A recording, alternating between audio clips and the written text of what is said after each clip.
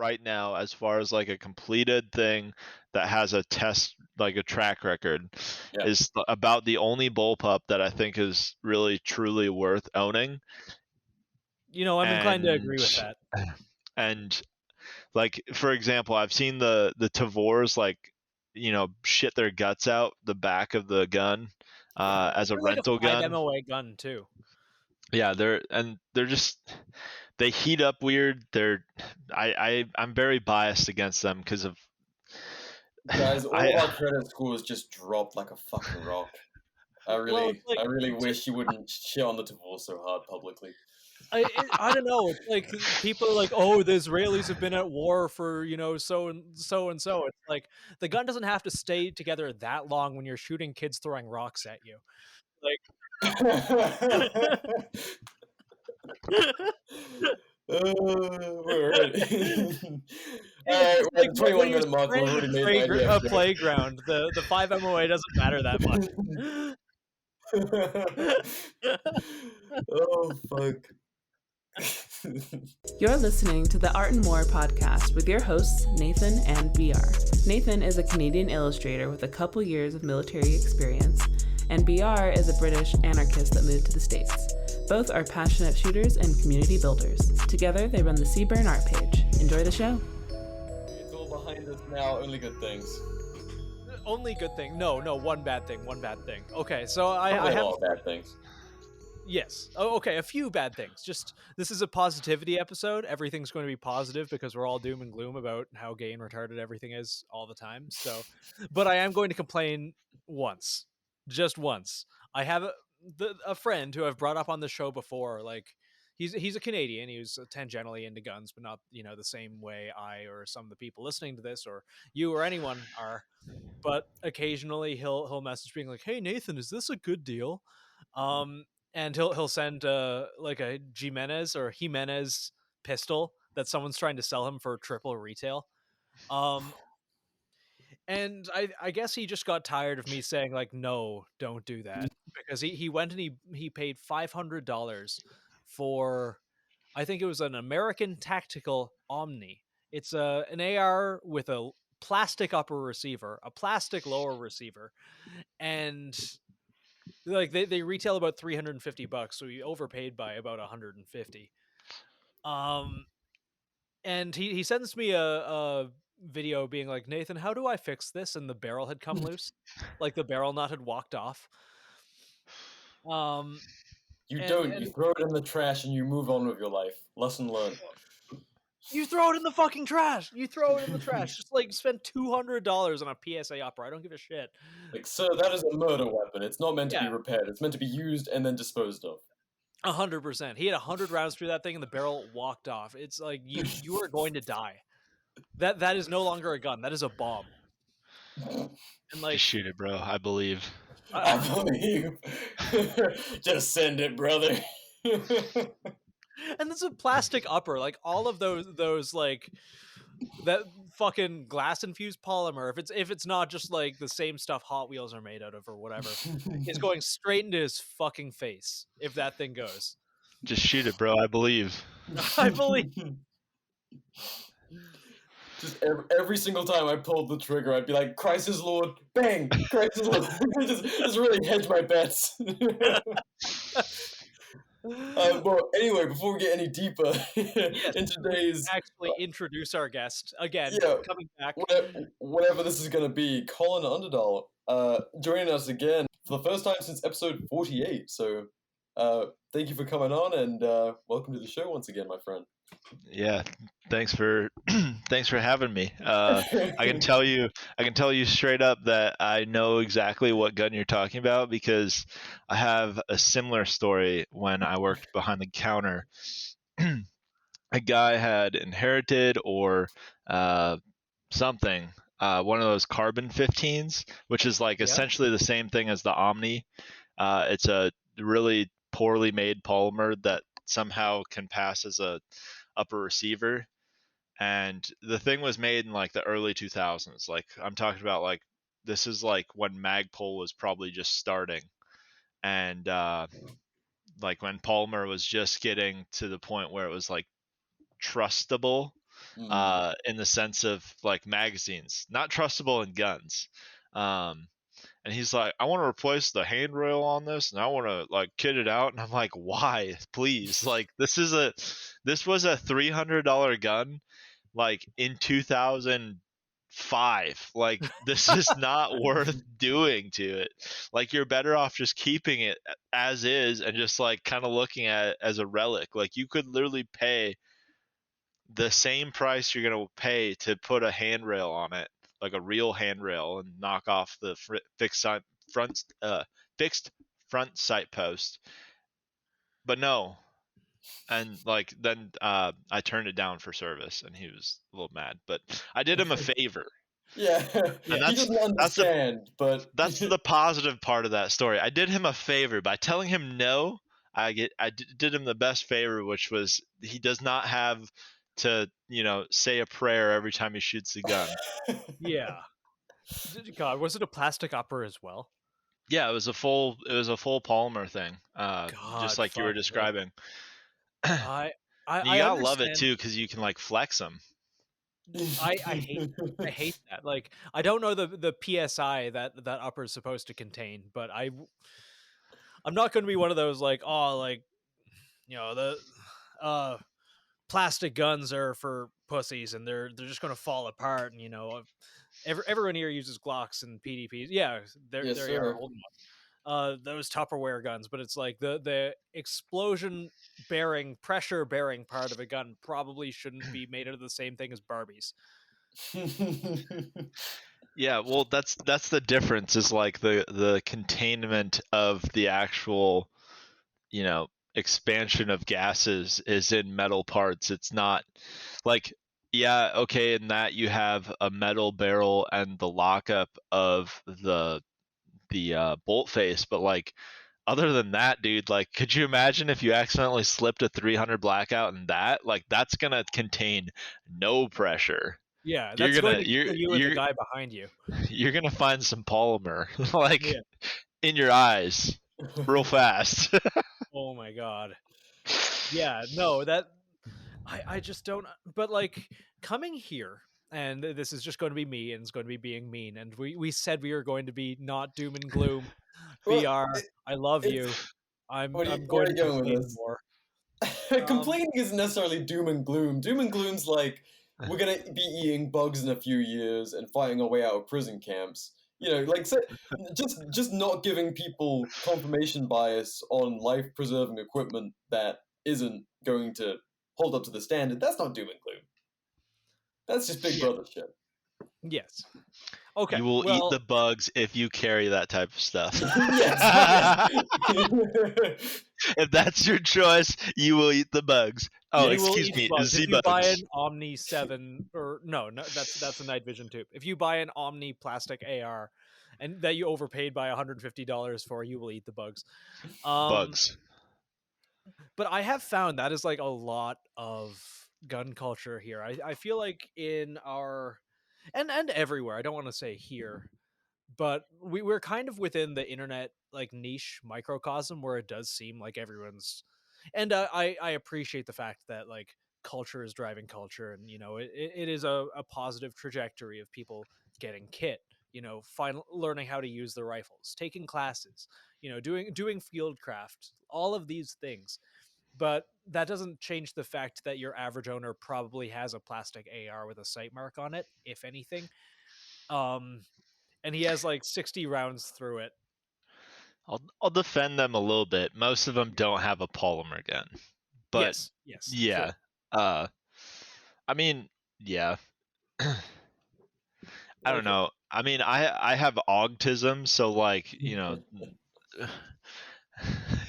it's like it's different, and when you get into it so deeply, it's just like anything else. Like, for example, when I was at the jeweler picking out my fiance's ring, Hell I yeah. got a taste of my own medicine when it comes to like how nuanced I am in like guns and kit and whatnot, because she's going over all this different stuff that I don't know exists about gold or diamonds or rings or any of that type of stuff. And I'm like, I now know what it's like to talk to me about guns, because you've been doing this for like, your whole life, and I didn't understand a single like word outside of like gold, diamond, ring. Like, oh yeah, I know those three things. Like, what the what the hell is how do I tell that this diamond is the same diamond? Like there's like imperfections in the diamond, and I'm going to draw them out for you, so if you bring this into a random jeweler that you got your diamond back and stuff like that. And it's like, cool. I would have never understood that, would have never known that. But that's like us talking to what we would consider a normie gun person, or a normie non-gun person, I guess, Yeah. or someone who's just getting into it. They're like, uh, what do you mean there's different zeros? I thought you just put it where it shoots, Yeah. Um, but yeah, no, I don't think the average person has a Omni or whatever polymer bendy boy. Yes.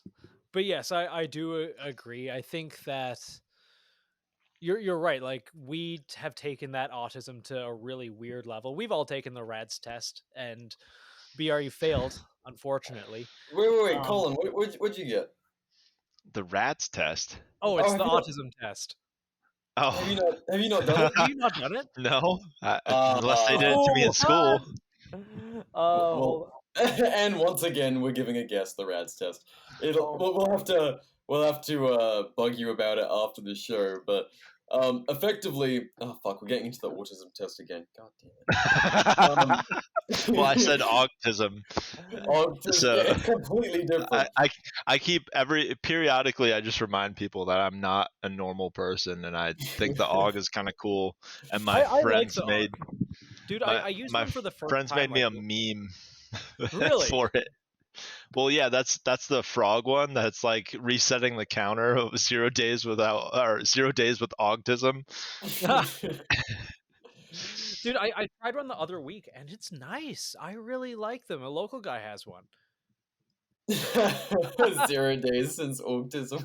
Poor Pepe. It's alright, it happens to the best of us. Yeah. I see, as Eurotrash, I can't be a bullpup disrespecter. It's not in my nature. I'm like, no, I see a purpose for this. And, the triggers are a little bit mushy, but we can work past it, It's like, it's a I nice, didn't mind the it's a nice AUG trigger. package. No, Like, it's alright, considering it's all fucking polymer on the inside. yeah, no, I was genuinely Yep. surprised. I really liked it. It didn't feel like the Type 97 trigger, like the Norenko thing. That thing was like a Nerf gun. Like it was all pre-traveled for no reason. And then no wall, it just kind of goes off, and then a 1/4 inch of over travel. That I fucking hate that gun. I hate that gun. But the AUG actually felt pretty nice. I like it. It's like one of the softest shooting guns, as far as like, in general. Like honestly, it's gassed pretty well. Now when you suppress it, it gets a little much, since the unlocking is happening right under your nose. But as far as like the durability of it and whatnot, it's actually fairly solid. And it's honestly not terribly complicated. That's the other thing that I think most people think about when they see bullpups. They just think it's like super complicated, but like, no, they definitely made it with an army guy involved. Not only that, just like a European army guy who probably isn't going to have access to a semi-auto rifle outside of the Austrian military. So, yeah, I don't know. I think it's cool. No, I dude, I pulled Yep. a fucking, during some British Army training way back in the day, I pulled an SA-80 from the armory that I hadn't handled previously, take it out to the field, I do my function test, I'm like, yep, everything's good to go, and then we're firing blanks through it, and it's just a single shot, and I'm like, what the fuck? And we're in the middle of doing some little mock attack, bang, I have to charge it, bang, I'm like, what the fuck is up with this piece of Were shit? you It was shooting blanks. Yeah. Yeah. That's Was the one your problem. PFA attached entirely? Because I made that Yep. mistake. No. That was on. It was the gas system itself. Someone put it in like facing the wrong way.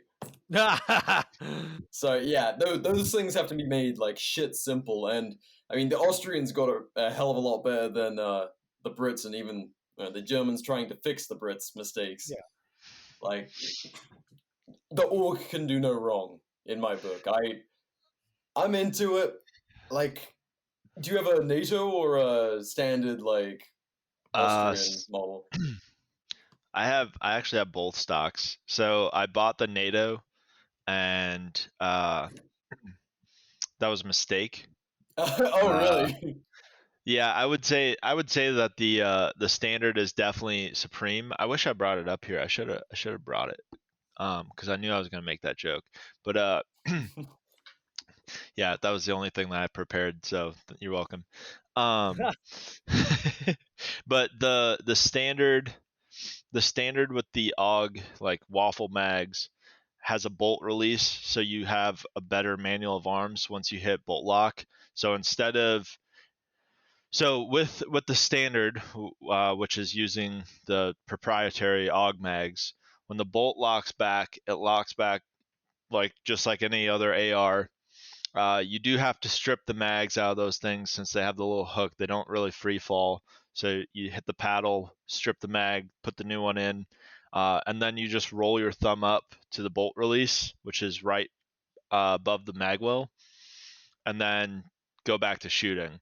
But with the NATO one, you have to do the same process of reloading. So you have to hit the paddle, strip the mag, put the new mag in, but instead of rolling up to hit the bolt release, you have to go and charge the charging handle back again. But it's a non-reciprocating charging handle, so there's no like spring pressure on it. So when you hit it, what usually happens is you unlock it from its little detent, the gun kind of shifts forward, you actually hit the spring tension of the guide rod, and then, or what, I think those are guide rods technically, and then that pushes it back, allows the bolt lock to fall, and then you have to release it, and it goes forward, and then you can fire again. And yeah, by the time I explain that, it's probably about the same time that you're gonna fiddle your way to getting that done too. So like AUG reloads are definitely slower than what I can get my AR ones, but like Yeah. with the just because of the extra little bit of having to strip every time, hitting a paddle is a lot more different than hitting a button. Generally, you have the second mag in your hand, or you have to go back, strip, then go grab, versus like AR is button, grab new mag, slap it in. So those generally are about like, my faster ones are on like the 3-second ish time frame with the standard. But the NATO, man, like getting towards 5, if you can reload a NATO in 5, you're pretty Really? Yeah. good, honestly. Just because it's literally just because that charging handle thing. If you didn't have to go reach for the charging handle, the NATO would definitely be the way in America. But I don't know. Hopefully someday they add the bolt release to the NATO, and then you don't have to do the whole waffle mag thing, even though they're even vibier in that gun though. So yeah. I do really like the AUG mags. I had an airsoft one back in the day. You can 3D print AUGs now. I feel like I say this every episode. Last episode I was about to set me. Yeah. Just every single episode, you can 3D print that. Yeah, We can You do know, that. you can 3D print these now. I like obsessively watch what Foscad does because it's really cool, and I love it. I just fucking love it. And yeah, no, you can get demilled Malaysian AUG parts kits, and they're actually Yep. yeah, they're from Steyr. They're made for the Malaysian military, and they just demill them and sell them here. And you just print the serialized part. And, I think you need nylon because it heats up pretty quick. And yeah, Bob's your uncle.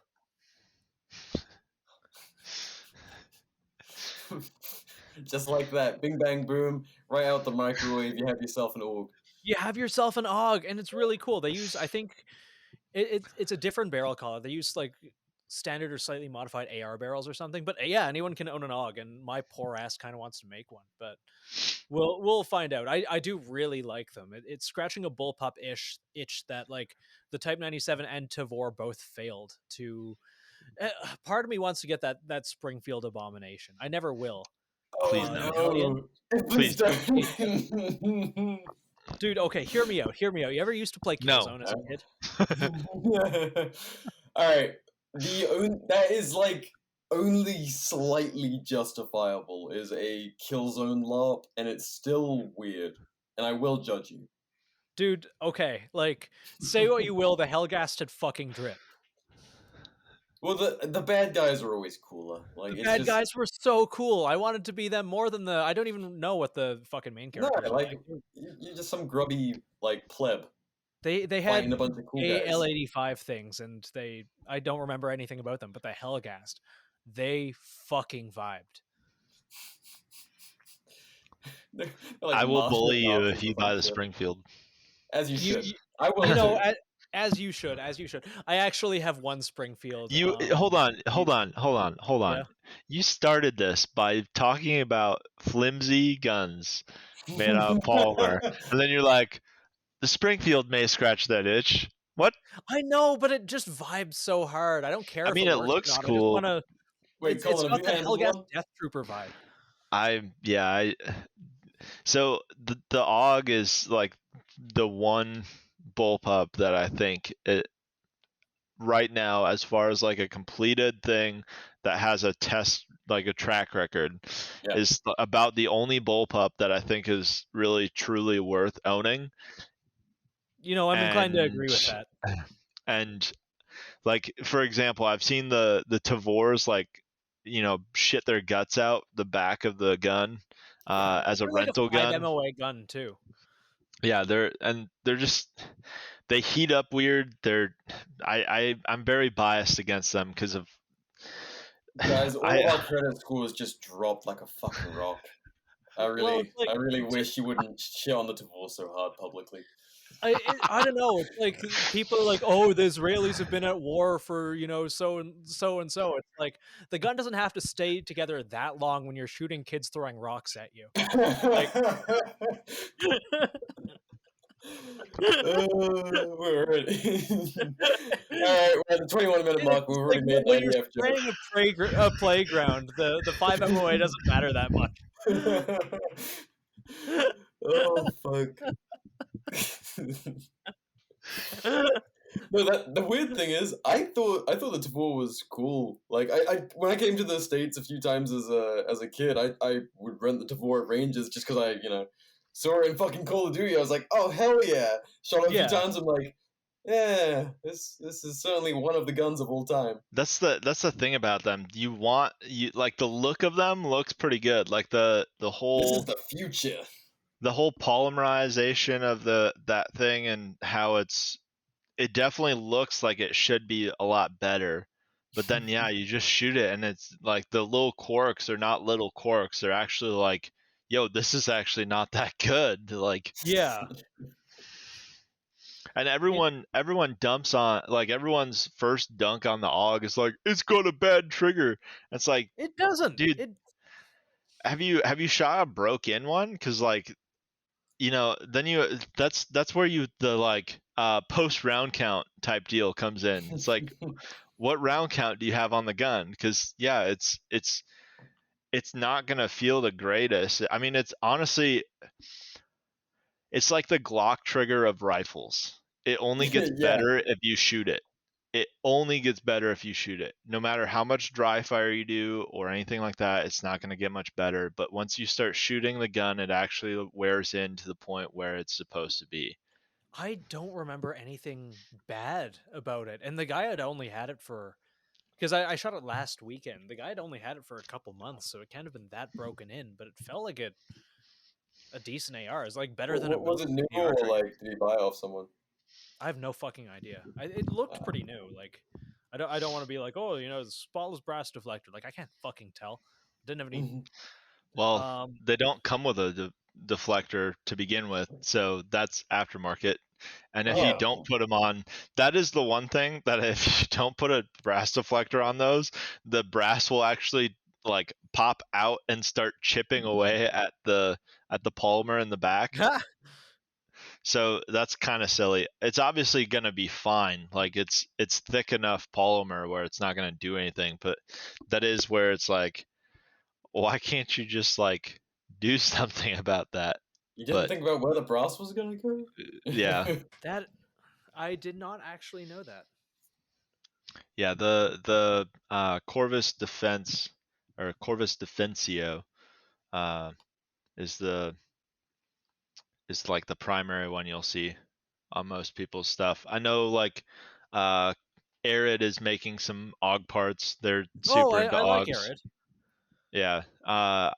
They got some stuff coming out. Like there's another company I don't know off the top of my head, but they're making barrels for it, like conversion barrels, which a 300 blackout AUG would be sick because That'd it be still dope. keeps that shortness of like 300 blackout gun, but like a 16-inch barrel with a suppressor for a 300 blackout, like that thing's gonna be quiet. Dude, that's making me reconsider the AK route. I really want like a 300 blackout thing, just thing. Thing. Something nasty. Something nasty that fits in a tennis bag. Just like the vibe is cool to me.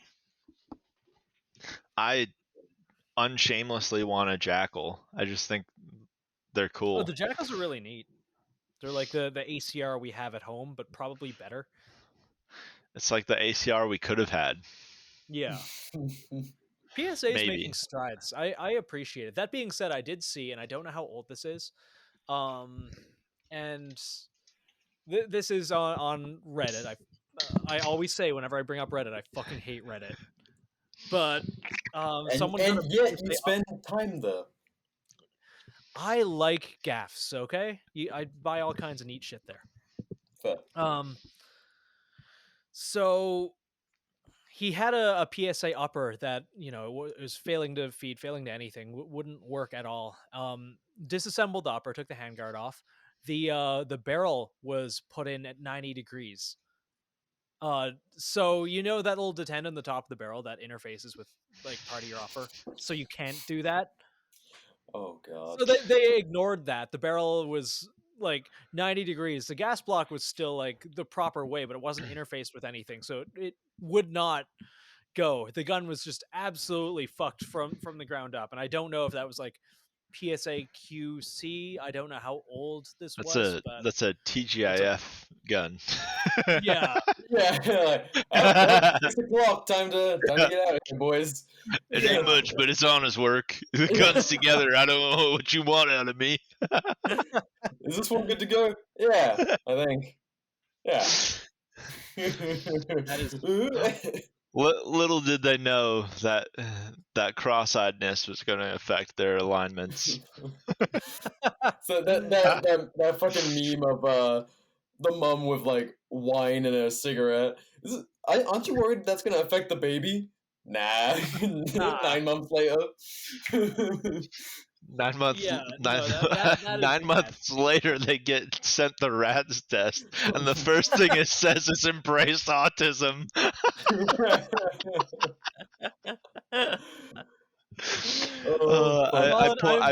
I clicked on that. I clicked on that link, and the first thing it said was like a big banner that goes "embrace autism." Like, oh, thanks. Man, you know how much money they would make if they did it like patch drop? If they did a what? If Embrace Autism did a patch drop.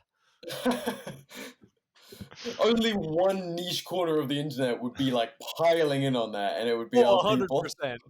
Well, there'd be two. There'd be the people who actually like, want to support the cause, and then there'd be the gun world that's doing it for the memes. Yeah. God, I have a female autistic friend, and she's constantly sending me memes of like girls with autism. And it's just like girls with Stimmy weird makeup, hands. stimming hands, or like one of them's crying and going, "I wish I wasn't autistic." Then it goes, "Boys with autism," and it's just like a dude with an Elmo mask, like Meg dumping from the hip. I love it. I fucking love it. Christ. Well, something to completely change topics. Colin, you said you got engaged, right? Yep. Hell yeah. Congrats, man. Is That's that awesome. yeah, how long ago was that?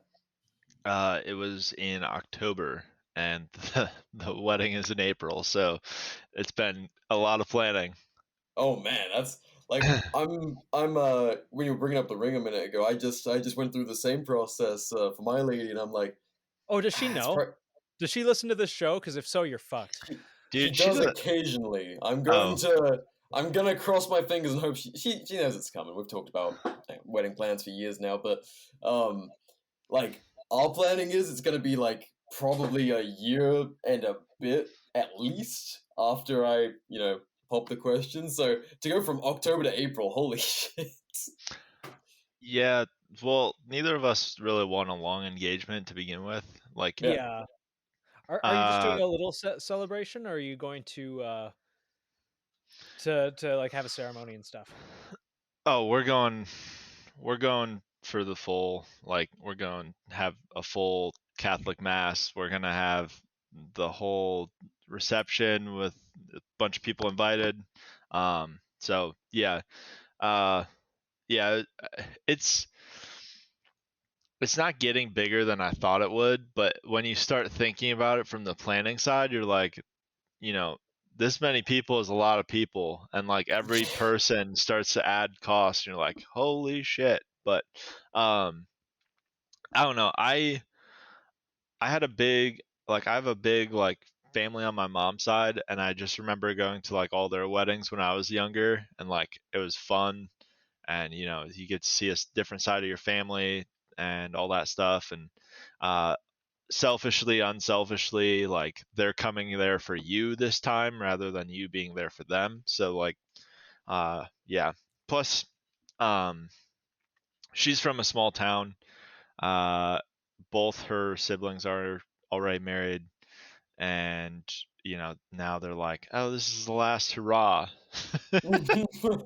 So which is fine. Like her parents, like her and my parents are both helping with us with all this too, so it's not like it's like this big burden to carry outside of just the like it is in the sense of Logistics, like yeah. the logistics of it. But yeah, so it's been fun. It's one of those things where it's like you do it and you're like, all right, cool. And then she had already like known uh kind of like a month ahead of time that I was kind of leading up to it. Well, and because I was like adamant on her getting the specific day off, I was like, you need to have this day off. Like, Yeah. and like anyone who's listening to this who's trying to surprise their girl, you should probably try and build spontaneousness built up beforehand, so when you are spontaneous, they're not It's not like, like, yo, what's up? Are you yeah. okay? Yeah. We need to get to that spot up ahead. Don't mind the guy with the camera in the ghillie suit. It's not important. I promise you, this isn't the FBI showing up. That's my guy, but don't worry about it. But yeah, Uh, so just like she had already been kind of like semi planning, and she had been planning her whole life. She's a woman, like that's kind of what they do. So Yeah. I propose, and then she's like hitting me with the like, what do you want this? What do you want that? What do you want this? What do you want that? And I was like, I want to enjoy the weekend. Like I have all these plans for us this weekend. I don't think we're gonna figure out the wedding this weekend. I think we're gonna go to dinner after this. I think we're gonna go do this tomorrow. Like, and I think on Sunday we're gonna go do this. Like that's all I have planned. yeah. Monday we can start thinking about that. Yeah, exactly. Yeah, so uh no, but it's fun. Like it's something that we're trying to do it right. We're trying to like embrace like our values and traditions and where we come from and stuff like that. So it's like it's one of those things where it's intimidating, but it's also fun. The only downside is obviously if there's other stuff going on in life, it quickly adds up, which is what's happened to me like lately. It's just like all this other stuff is piling up. My truck's kind of clunking that I'm like, I don't know what that is. Oh no, I hate and that. Dude, Colin's in the exact fucking spot that I have been for the last year. my truck was like messed up, and I was like, do I fix my truck or do I buy a ring? Yep. I need the truck to get to my job to buy the ring. Yeah, after saving for a long old time, I got both sorted. But my god, dude, it's just when it rains, it pours. Yep. Yeah, and then just like some other personal stuff and whatnot, like all has come up, and it's just like it's funny because I've been all like, dude, I'm Nathan, I'm so glad we pushed this back because yesterday I was pissed off, dude. Like, tell me. I went to well, that was when my truck started clunking, dude. Like yesterday, I'm driving home from the gym and I'm like, I think I need new control arm or ball bearing or ball joints. I think I need new ball joints because I heard like this, like every time I go over a bump, I just hear like this like touching of metal. I'm like, that's ball joints, and like it's not that it's terribly expensive, and it's not like I don't know how to do it, but it's also winter here now. Yeah. And it's cold, and I don't have a heated garage. And then like I know what happens in the cold, like metal is even harder to work on. So yeah, I started looking at yesterday, I started looking at my truck and I kind of was inspecting things, making sure like it wasn't the tie rods or anything like that. Because if that was the case, then I would have been like, fine, whatever. That's like not hard at all to do, but like ball joints, you have to get a press and all that extra stuff. You probably have to hammer stuff out. Minnesota truck, it's going to probably have something rust welded or stripped or whatever. But then I go to take the jack out from under my it's under the passenger seat, and there's this like thumb screw thing, right? And I'm like, okay, well, like that's dumb. This is like stupid tight. No, so I found out last night that one of the greatest designers ever decided that, yeah, this bolt should be like 3-4 inches long, and it's going to hold down the jack so it doesn't rattle under the seat. But it's also going to go through the bottom of the truck cab and be exposed to the elements outside. Are you fucking serious? So it was rusted, and I'm just like, and it's not like I can put a wrench on it and like actually like go like 90 degrees and like wrench it off. No, it's just like this thumb screw because it's designed to be easy to take out. So I'm sitting there like gently tapping it with a hammer, and then it starts to bend. I'm like, that's weird. Like maybe it's almost out. I try wiggling it out. Nope. I had actually snapped the little thing that it was screwed into, and now that bolt is just like, it's just like a piercing between the jack and the bottom of my truck. And dude, I felt so bad for Carrie because I called her and I was like, I hate everything.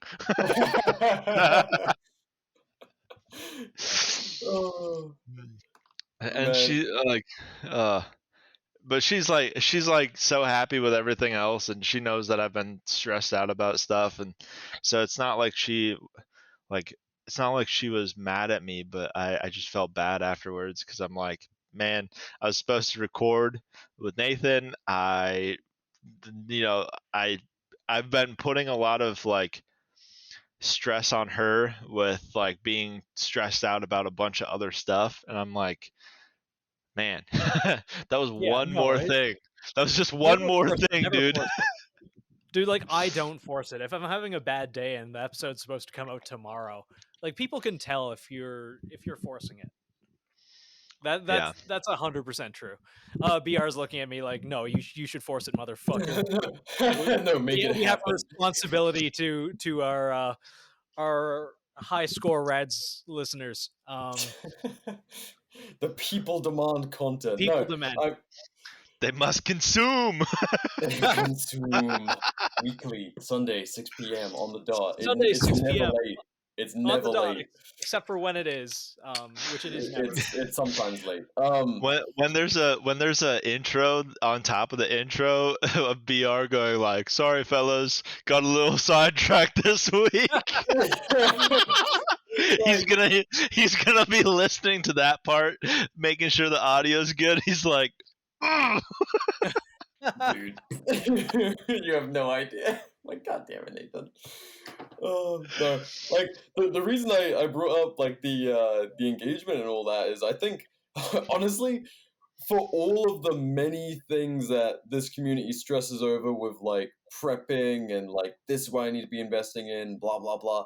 Like, dude, a good woman will change your life so much more than like a slightly different barrel length or a different camo pattern or like whatever. I don't the know, fuck- dude. Going from 10.5 to 11.5 gets you 40% more It dwell really time. changed my life. It really changed things. No, like guys, we gotta.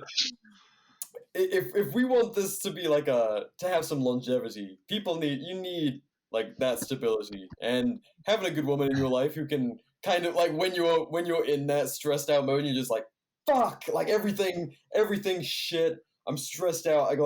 You just having someone to be like, I need to pull it together and be decent for them and to have that kind of something like that in your life. It makes such a difference because my god, before I met my lady, I was spicy and not in a productive way. It was just kind of like just piss, vinegar, and anger in every direction, nothing productive. And it's like the second you have someone to be like, yeah, I need to put this to use somehow.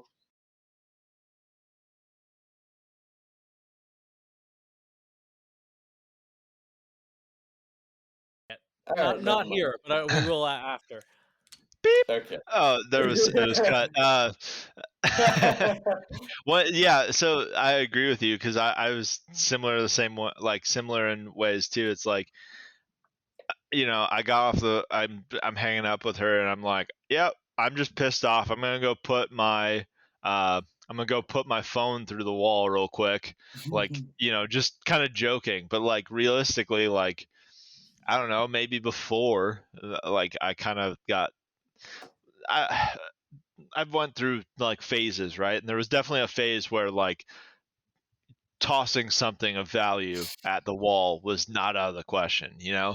like but yeah, and then you're like, all right, yeah, I'm gonna toss my phone through the wall, and then like you're gonna think about the conversation that would ensue afterwards, which is, babe, I broke my phone, I need to buy a new one. Yeah, I'm calling you from my mom's phone, so I'm sorry, I got killed too many times in Call of Duty. Okay, that's never been the case for me. I know. It's more been like actual life things, but Yeah, if we want to stay off doom and gloom, let's shit on them a little bit. If you break stuff over a video game, and I understand that sometimes you can get a little hype and maybe like break your mouse clicking a little hard or like break a key, right? Like that's kind of normal. You got into the game, but like if you're like, ugh, phone, wall. Stop it. Get some help. Get some help. Seek therapy, my guy. Touch grass. No, like that's something I learned about myself the last few years. I was like, I've got an excellent tolerance for people being shitty and frustrating. Like that I can deal with all day and just, give them a smile and like, whatever, dude, you're a fucking idiot. But inanimate objects can get fucked because at the end of the day, if an inanimate object, like you're putting together some like I don't know, some flat pack furniture or something, and you're like it just doesn't make sense. Like you're fucking something up. The only person who is at fault unless they didn't pack something, in which case, fuck those underpaid workers halfway across the world. But Yeah. if you're struggling to put together some furniture and you've got everything you need, the only person at fault is you. It's operator error. And so, like, when you're ready to throw an object and you kind of catch yourself like that angry, and you're like, oh my god, it's me. It's only me at fault. And that's the stuff that really made me kind of reel in all that angst and anger with going from, like, living on my own to have my lady around. It's like, yeah, if I throw like part of a piece of flat pack furniture and I ding it or something and just like ruin the fucking thing, I do that in front of her and she's just looking at me like, really? It's like, oh, yeah, okay. Yeah, you really see me for me, huh? I need to fix that a little bit. Yeah. Well, and you brought up a different point before we started going down the like throwing objects at the wall type deal. Yeah. Which is like, if anything we value wants to continue, we have to have families, and we have to actually continue to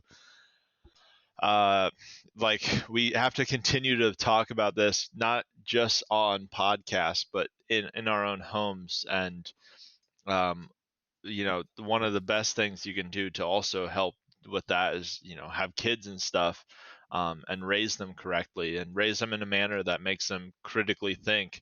I think last time we kind of like shit on the public school system, and I mean, We do a fair bit of that around here.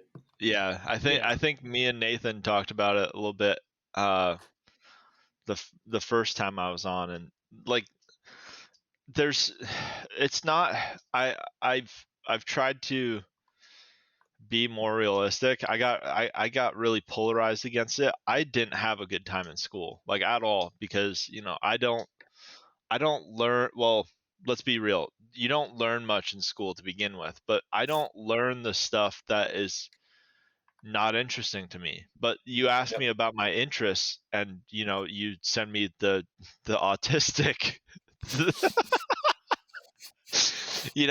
like, so we joke about having autism because one of the things of autism is having like a fixation element to your persona, right? Like, you have some sort of, a lot of them have, and someone can correct me if I'm wrong, but from my understanding, the reason why autism is often brought up as like, I have autism, is because like, it is a personality trait of people with autism to be very fixated on what they enjoy, which is why some very successful people in their fields have been autistic. Oh yeah. For the record, I don't joke about it. This motherfucker right here has something going on, and all signs point to the Tism. He's not even looking. I'm not looking at the screen because my eyes are fucked. Still, it's been like 8 months of this. Oh, do you have the old man reading glasses now too? No, these are just blue lens glasses, which have been absolutely.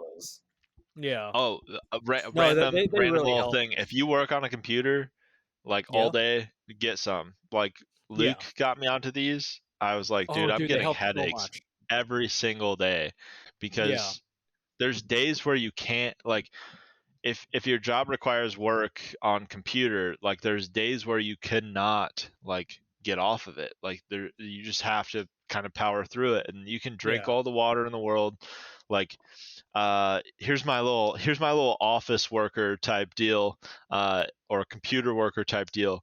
If you work on a computer every day, watch your posture, get a standing desk, make sure you move around during your breaks, like, force yourself to move around during your breaks, and get blue lens glasses, or blue light glasses, because dude, actually, that is something that, especially as you get older, it makes such a difference. Sorry, go on. Yeah. No, but that was my little if you work on a computer rant.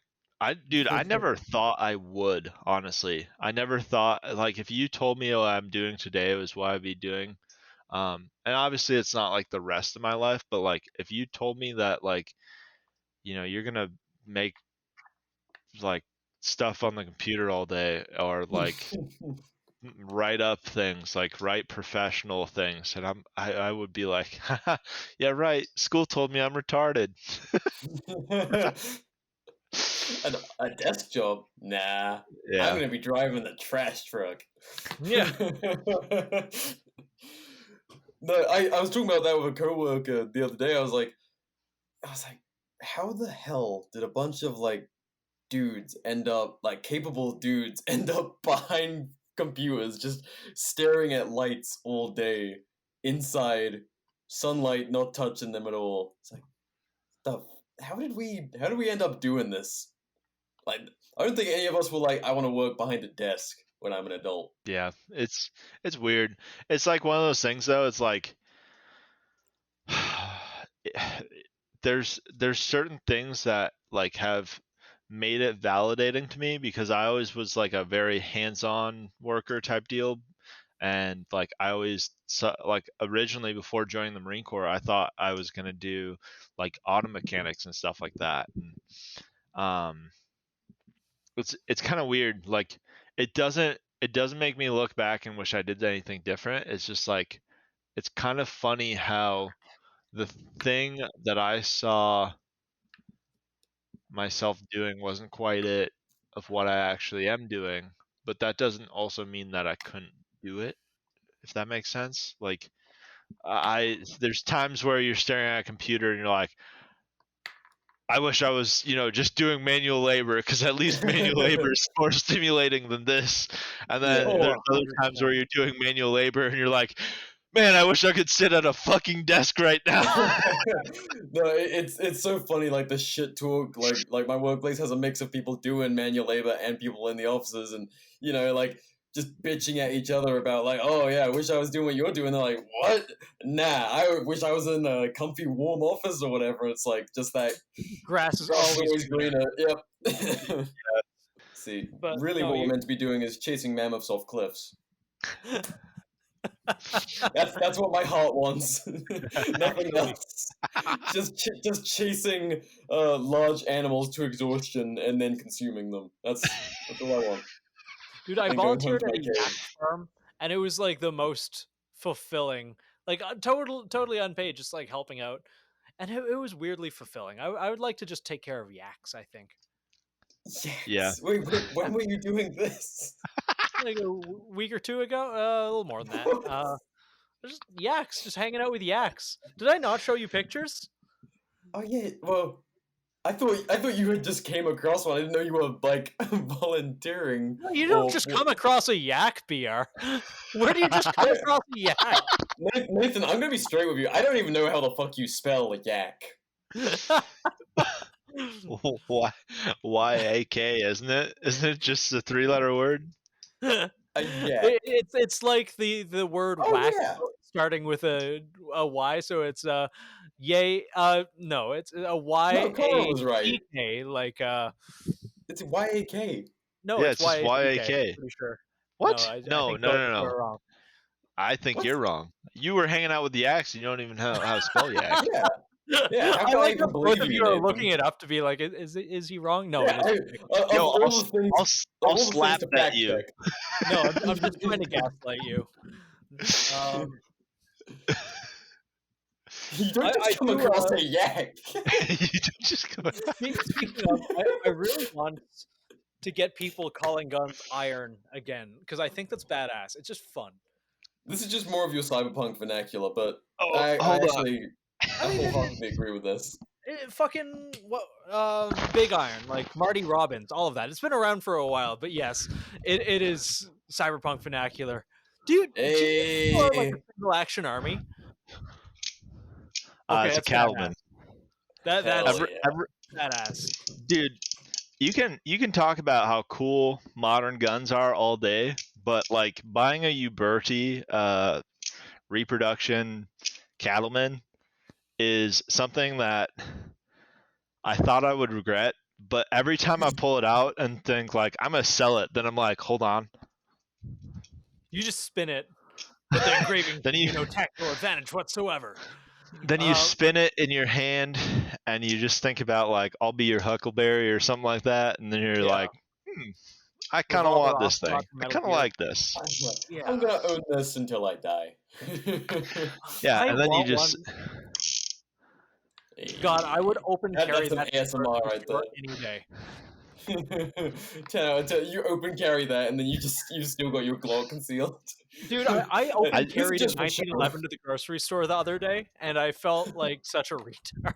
I mean, it was under a jacket. You could absolutely see the optic, but like I really wanted eggs, and I didn't want to take it off. You were just laughing around your house with an optic ready 1911, and you're like, maybe I just got back to the range. But it was nice to be somewhere where that's not super weird. Man, that's one of my favorite experiences with my parents visiting the States. Like we were out in Arizona at some like hole in the wall Mexican place, and my very English mother, like some guy comes in open carrying some piece of shit like tourist or something. It's usually how it works.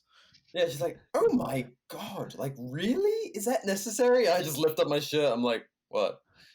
Show off my glove. Oh my god! I didn't know you were. Why would you carry to the Mexican restaurant? I'm like, what? You're not carrying? No, have you heard of the Alamo?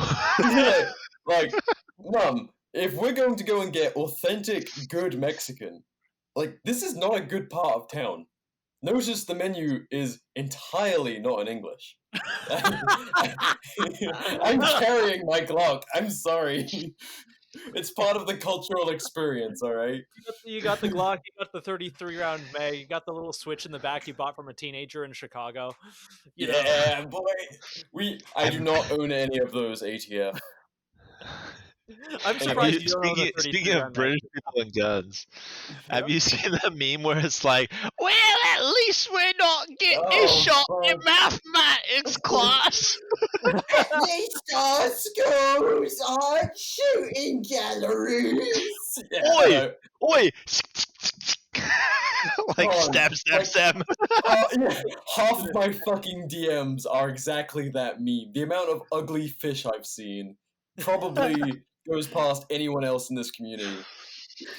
Oh, Hey B.R, have you seen this? Yes, I have. Yeah, I'm sure that's like one of the first memes that people think immediately of you. Like, I know who to send this to. I'm like, oh wow, guys, I've never seen this one. I know when the people just like know to send it to us immediately, but the problem is like everyone knows to send it to us. Like when Ted Kaczynski died, I think we're upwards like 60 messages. Everyone's like, are BR and Nathan okay? Yeah, he lives on. He lives on.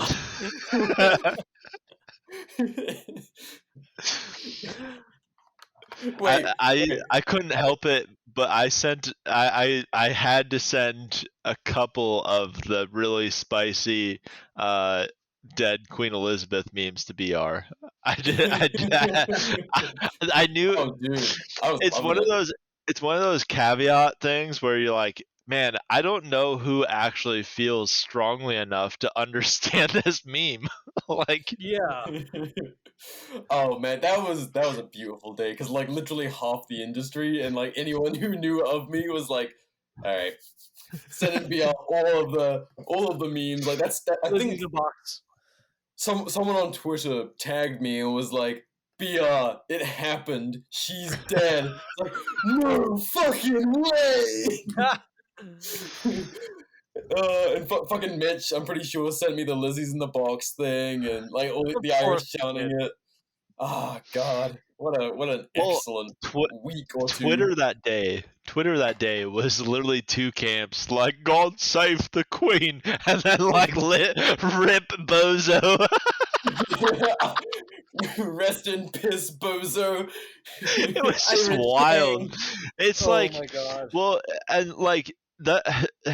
Here's the sunshine about it. It's like people act like we've went on rants about like globalism and stuff like that, but like that just shows you that globalism in theory is so flawed because Ireland and the UK are so close to each other, but yet they share such opposite sentiments. Not if we can help it, fucking patties. Yeah. Oh man, Ireland. Speaking of, Lucas sent me the other day, and I complained about this in the beginning. Apparently, there's legislation being tabled where if you're suspected of hate speech, you have to give all your passwords to the Garda, the police. Otherwise, it's 12 years in prison. If I mean 12, What? 12 months in prison. Sorry. Okay, I was like, Jesus. Yes. Set all a your year I mean, it's all passwords. the same. for not Set handing your all your passwords over. passwords.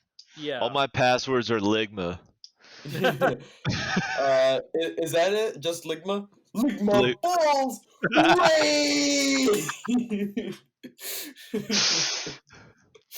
No, but I mean, so yeah, I don't think we will go fully into what we were talking about before, but it's creepy, dude, because it's like, yeah, that's on the table in some areas, but then like, dude, I mean, like we were saying, like if there's matchbox countries, Ireland definitely seems to be one of them. Like they like the Irish fighting spirit, like that is, I mean, the fighting Irish, like That shit's real. yeah, like that's what makes Conor McGregor so fun. He's like literally the pinnacle stereotype of Irish people. It's like the the guy will shit talk you and then beat you up in the octagon, and it's like that's what people think about Irish people, and we also just assume he drinks heavily. I mean, naturally, right? That's So how you get there. and that's like that is one thing that America definitely has. I mean, that's why a six shooter, even though it's quite outdated, like you know, no. I have a piece of paper that says this is my property, and I have a peacemaker, and we're gonna have between this piece of paper or this gun, we're gonna have peace between each other, and you can choose which one you want to respect. Dude, it's a symbol. I fucking love that, and I want one in a cross-draw holster all of the time. I Yeah. look way too not white to pull off cowboy boots, but I want to try anyway. I Just want do to it. see you Just in full embrace it. cowboy get up. Yeah, Oh, you dude. look like fucking like Asian Woody from Toy Story. The Chinese knockoff Woody. Yeah, like what the fuck? His eyes aren't open enough. This one's broken. I'm sorry if I mis-Asianed you, but I just meant like from the standpoint of like Chinese just not giving a shit about American copyrights and just slightly changing the homework. Oh Instead man. of Andy, what would the name be on your shoe? Be like I'm trying to think of an Asian name and I'm completely fucking lost. Damn it. Strangely, like I can't think of any off the top of my head. All my Asian friends who are like first generation all have like white names. Like Yep. it's always something simple like David or Bill or Frank or whatever. Or Kevin. Or Kevin. Kevin is the biggest one. Every like Oh dude, I knew a Chinese Kevin. Of course you did. Half of them are named Kevin. my buddy Kevin, if he listens to this, he's gonna be like, "Hey, what'd you say?"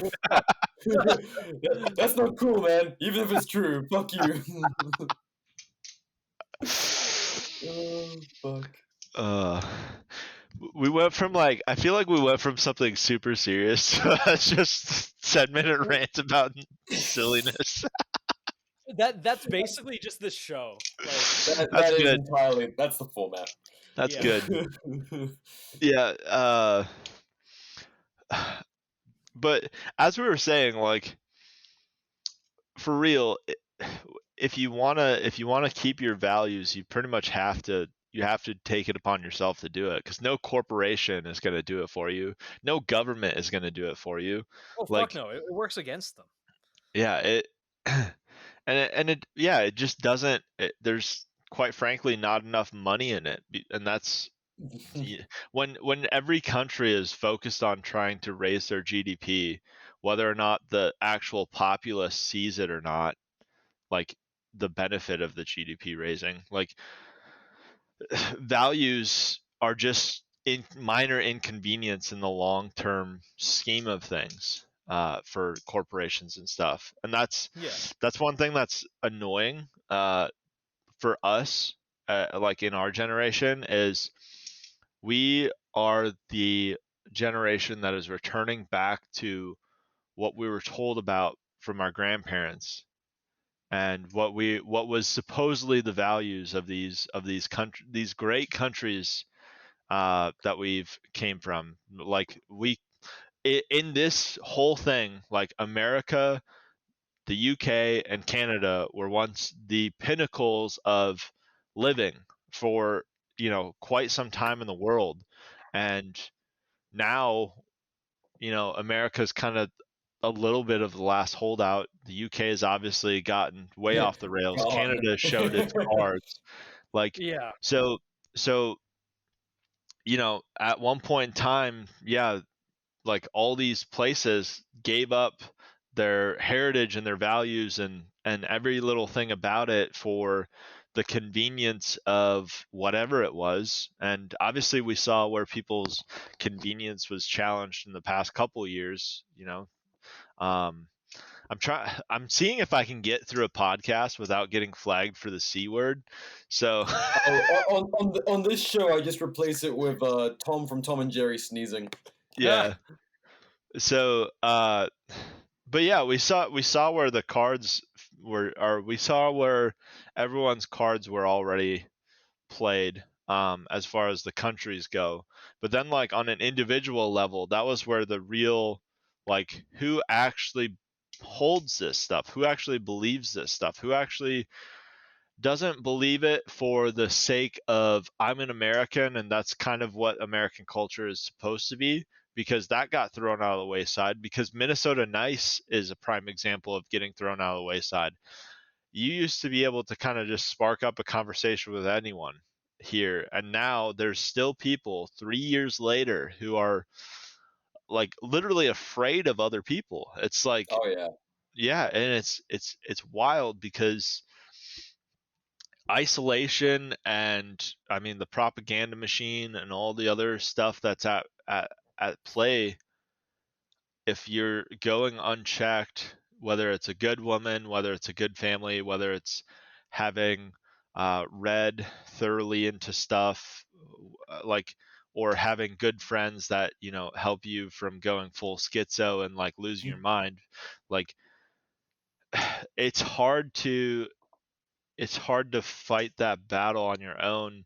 And not only that, like, you are just, like, unfortunately, unfortunately, you only live so long, and you're only going to be prime in certain things for so long. Like, everyone who sees themselves as, the frontline rifleman who's going to be sticking it to the, blue helmets or the whatever, like, dude, when you're 50 years old, do you really want to do that? I don't think you do. I don't think you will. I don't, like, there's obviously people who've done it in the past, but, like, that still isn't probably how you want to live your 50s. So there's like, if you're not playing the long game, you're not thinking about the reality of it. If you die tomorrow for something, like, for whatever reason, you get hit by a bus, or, you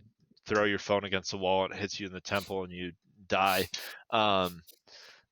like, that's it. Like, that's all it is. Like, that's all your stuff goes away pretty much, because obviously you can leave, like, a manifesto or something, but, like, Like if some great men do. Yeah. if it's a banger, it will be put on a t-shirt, but Fuck. but realistically, like, that is far less likely than if you were to raise a family or to be a part of a community that is actually going to commemorate you, which is, like, the biggest. It is hard, and it's not easy, and it's not necessarily that you should be looking for the fame of it, but, like, I truly think that a lot of people today look at their life of how much enjoyment can I squeeze out of this? How much hardship can I avoid? Even if it's my own goddamn made hardship that I have, like how much of that can I avoid? How much of it can I continue to do dumb shit all day, but then copioid it away by either not admitting to it or uh, whatever. And like, Outsourcing that responsibility. yeah, and you continue that for multiple generations, which our generation kind of is like, I hope is the tail end of it. And I do, there are younger kids below our generation who are looking at us and seeing how are we navigating this weird world where everything is polarizing. You can't be of this descent, you can't have pride in any of your ancestry. Actually all of it was bad and we should destroy all of it. Like, yeah, every tale of humanity and humans with too much control usually plays out to be kind of a scary thing for the average person. But like, honestly, at one point the average person had more power than any government in the world. So what changed between us and them?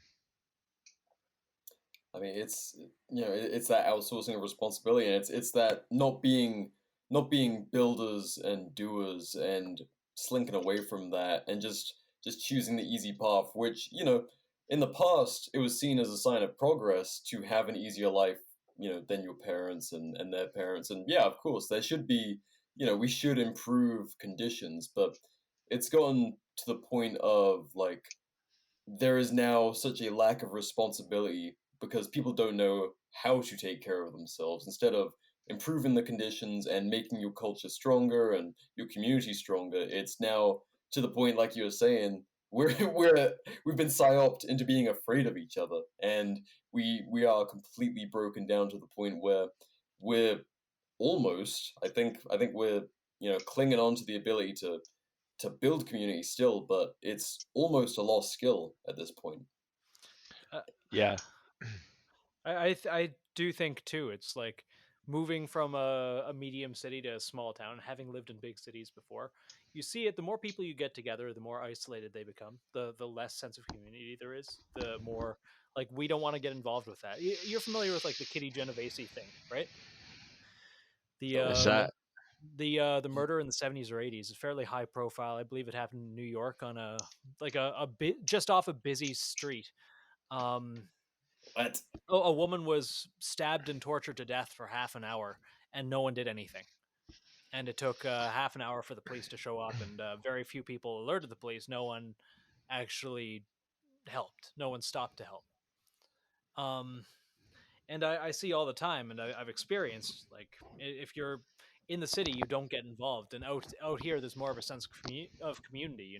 You see people picking up trash, you see people volunteering and taking care of each other, and it's nice. And it's nice to be somewhere where there's a sense of responsibility towards your fellow man.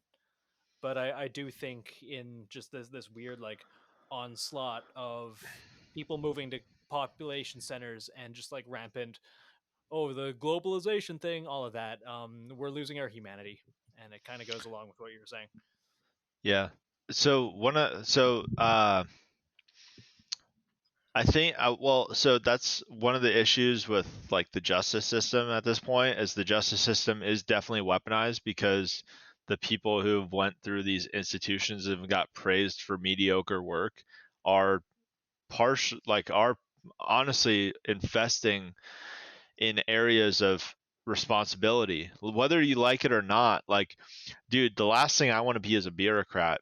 But whether you like it Oh or yeah. not, the people who become bureaucrats these days are the people who you're like, where the hell is your head? Like, where in the world is your mind? Um, for example, like New York, that dude choked that guy out and he ended up dying on the subway. But the dude beforehand was assaulting a woman. Like, before, men would have stood up and that dude would have been pummeled to the ground before like anything, right? Like those altercations usually don't just like start randomly, and even if they did, he might have only thrown one punch or whatever.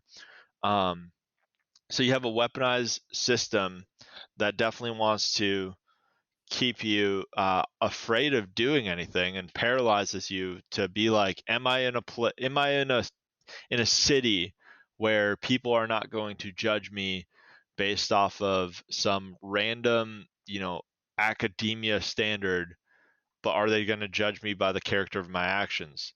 And we've made the character of your actions, and we've made the moral principles of people pretty much up in the air. And when you have all the systems in place that they'll use to defame you, you have stuff where people do the right thing and then the public turns against them because they're so just calcified to the idea that like, hey, sometimes being a good person means you have to do something bad, like quote bad, right?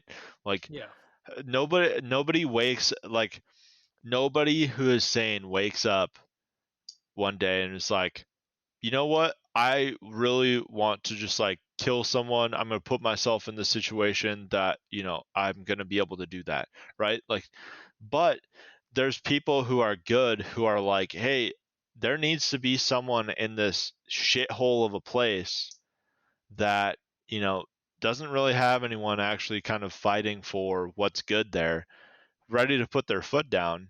And then we've had big city systems that have been put into place where it's a nanny state, where now when someone does murder, regardless or not if it's justified, whether it's a self-defense case, oh well, murder is murder, and they look at from a socioeconomic type deal rather than the actual characterizations of the circumstance. And I don't know, it's weird because you want to hope that it's not like this, like rising to the actions of the scenario. You want to hope that someone is going to have that just out of the goodness of their heart. BR here with a quick word from our newest sponsor of the show that made our first video podcast possible, the great people over at Attorneys for Freedom. Attorneys for Freedom are a real criminal defense law firm offering attorneys on retainer for legal representation in self-defense cases, and are not some insurance company or provider. This means that Attorneys for Freedom are able to cover scenarios that are often denied coverage by other programs. Self-defense scenarios such as while in gun-free zones or sensitive areas, while under the influence or on medication, scenarios where you knew your attacker, and while using any weapon in self-defense, from a firearm to a household object or otherwise. Additionally, Attorneys for Freedom will not drop you from coverage, nor will they ever ask you to pay them back. Even if you take a plea deal where you admit guilt to a criminal act, Attorneys for Freedom will not ask to recoup their fees. Attorneys for Freedom covers 100% of your attorney's fees in the event they can reasonably argue that you were acting in self-defense, and now you're facing serious felony charges. The primary key to coverage is their ability to reasonably argue self-defense in court. Nathan and I have signed up already, and you can too in no time at all. The National Self-Protection Plan is available with a one-time sign-up fee of $100 and just $35 per month after that. Family plans and annual rates are also available. Signing up via the link in the show notes or via the Seaburn Art Instagram bio link helps support the show with both your initial sign-up and every month you retain Attorneys for Freedom services. Get covered in all 50 states, support the show, and have peace of mind that should your worst day come, Attorneys for Freedom has your back. Thanks for listening, people. How's it going, lads and ladies? BR here with a quick word from the longest running sponsor of the Art and War podcast, Advanced Warfighting Solutions. AWS have been making tough as hell gear for decades right here in the US in North Carolina. Nathan, myself, and thousands of others run that gear through the ringer and trust our lives to it, whether that's LARPing in the woods or dragging kit through war zones. AWS manufactures many great packs, pouches, plate carriers, and our personal favorite, the SMU Operator Belt. A set-and-forget gun belt that crushes in build quality, capability, and excellent feedback from its many users. We are tough on our gear here at Art and War, and the SMU takes that treatment in its stride. Though already at a sweet price point, you can knock $10 more off your SMU belt with the code ARTandWar10 at awsin.com. The code and link to the AWS website can be found in the show description. Thanks for listening, now let's get back to the show. And we're back. And we're back. All right, and we're back. So let's get this back on track before we talk about optics that are kind of mid.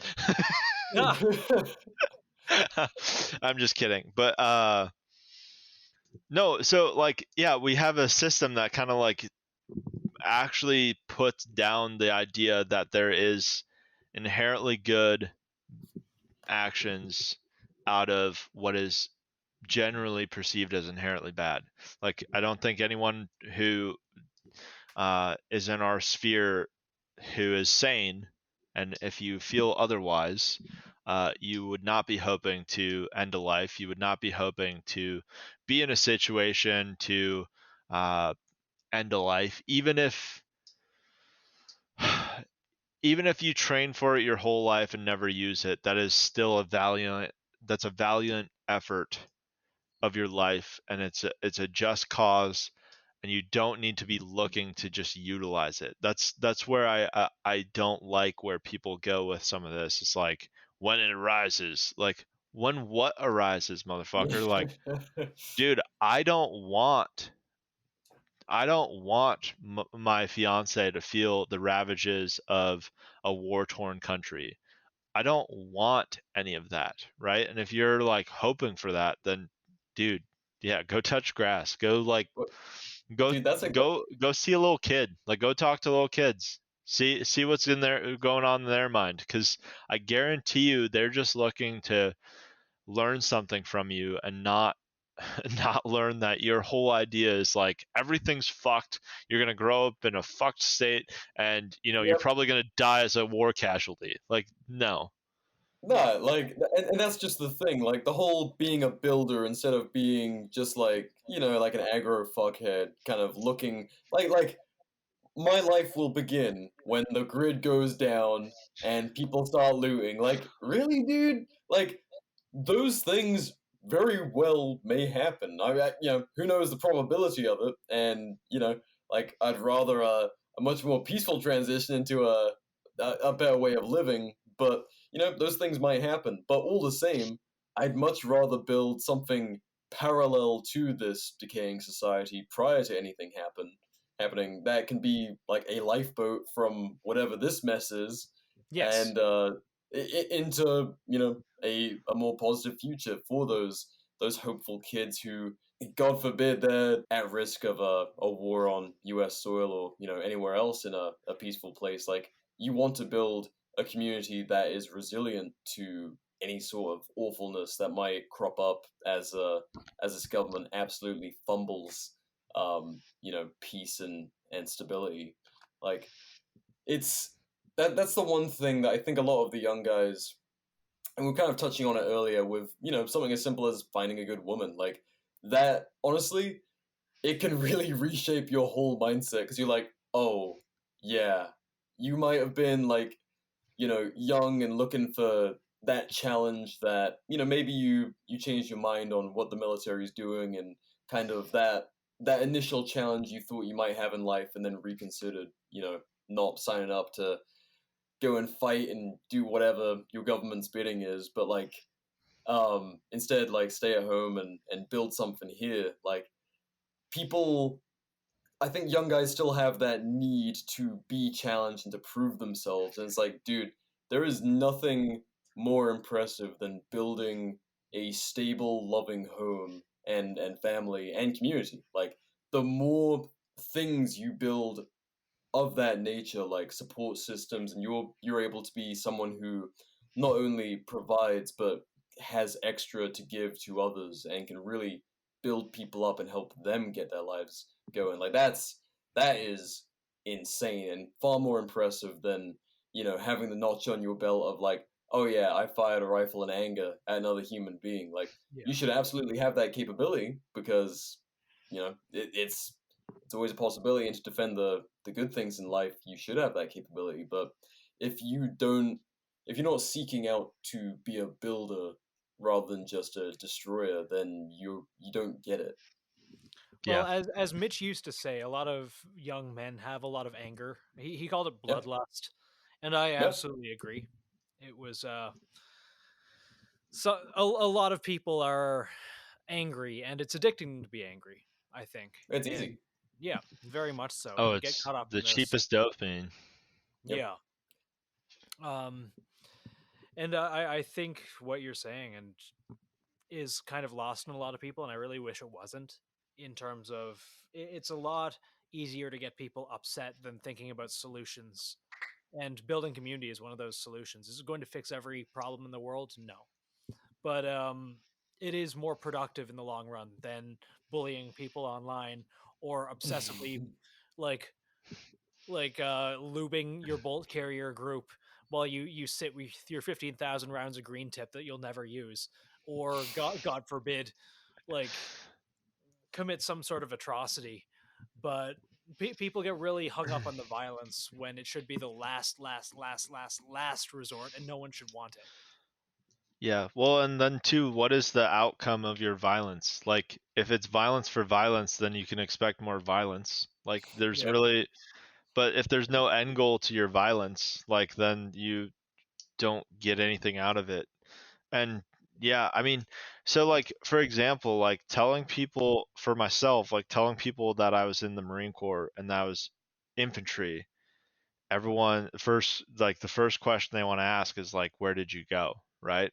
And when I was in and when I was freshly out, there's a very easy stigma to feel like you missed out on something by doing all your infantry training and not deploying to, where people think you should list off, right? And then there's people who base their whole personality on that. Like, oh, if things popped off, I would go back in. Or, like, nope, I'm staying in because the next one's just so around the bend. And they're chasing that idea of that is what makes a man. And don't get me wrong, there's plenty of guys that I have the utmost respect about their ability to be a warrior and their ability to, rise to the call of action that is needed to be, and go beyond that. I've had the pleasure of meeting. I don't know if I've ever met a Medal of Honor recipient, but I know I've met some Silver Stars for valor. That's a very high achievement, to be bestowed upon.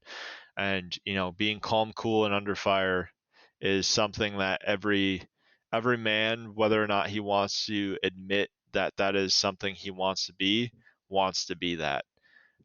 But there are those guys who are just that, and they have no ability to have sustainability in their family. They have no ability to, have a relationship that goes two ways, not just their way. They have families that don't feel like they're really anything to them. And it's sad because it's like, here's a guy who gets praise from men left, like hand over fist. But when it comes time to put it all down, when it comes time to come back to what they claim they fought for, they can't do it.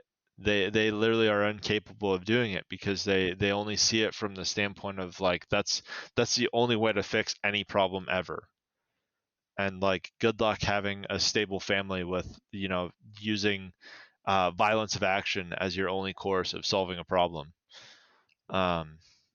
It's not sustainable, and it's not going to make you grow. And quite frankly, I think that's where a lot of people start to have a lot of psychological issues because they only know how to deal with it in a certain way. And then when they're asked to deal with it another way and actually look a little bit more introspectively, they've cut themselves off from that so long that they don't know how to do it again. And it's quite scary because it's like they're still capable of doing it, but I think they're scared of doing it because they've gotten so comfortable with the one way that obviously has gotten them the most praise.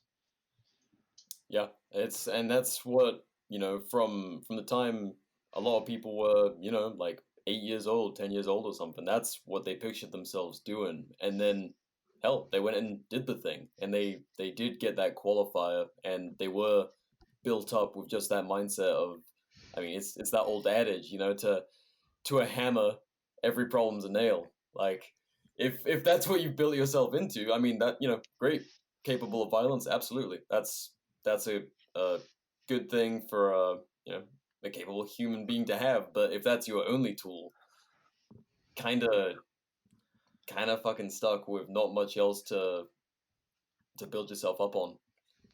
Yeah. Yeah, and I think I wish I could remember how Forrest says it. Nathan knows Forrest. I like People who are Redacted. The yeah. Redacted show. I really like it. Good listen. I'm going to shill his podcast for him. Yeah. The way he puts it is like people who are so pro law enforcement but also anti-gun to the average individual that they think they're they don't actually depose the violence that they say they depose. Like they don't actually dislike the violence. They're just man, I wish I could remember how he says it, but they're essentially just offsetting it off to someone else's burden. Yep. It's that Like outsourcing that's responsibility. yeah, it's just outsourcing the responsibility of personal safety to someone else. And then the Yeah. funny thing is even when they prove time and time again that they don't necessarily have to provide your personal safety, Uvalde, Yep. then their whole world gets shooken up again. And it's like, how many times do you have to be shooken up before you start to realize that yes, no one's coming to save you, but like also you are coming to save you, and your beliefs are coming to save you, and the structures you build will come to save you. Like we didn't get to social credit, like we didn't get to a social security state necessarily because we wanted to be paying for people, for their whole life. We came to this point where people thought it was something that was worth doing because they saw it as helping their neighbor. Welfare was supposed to be kind of helping the citizenry get back on their feet. And obviously that's went too far and went unchecked, and there's been tons of consequences that go into it. But it's, if you'd never trace back to how stuff starts, or you never trace back to how we got here, then how are you supposed to use violence to make something better? Yeah. And you see it through history too. A lot of violent overthrowing of shitty governments have simply led to more shitty governments. The shitty people with the guns immediately. Look at Cambodia. Look at Russia. Look at the French Revolution. Actually, it's kind of funny how you're replacing shit with more shit. And I do think that there's a lot of validity in undermining a system and making it toothless peacefully before you get to the ammo box. But I also don't have the answers to everything. Everything's proselytizing, but it's pretty easy to stick with your well, no, it's difficult to stick with your morals, but I don't think a particularly hard one is don't do a violence to people. Don't do a hurt.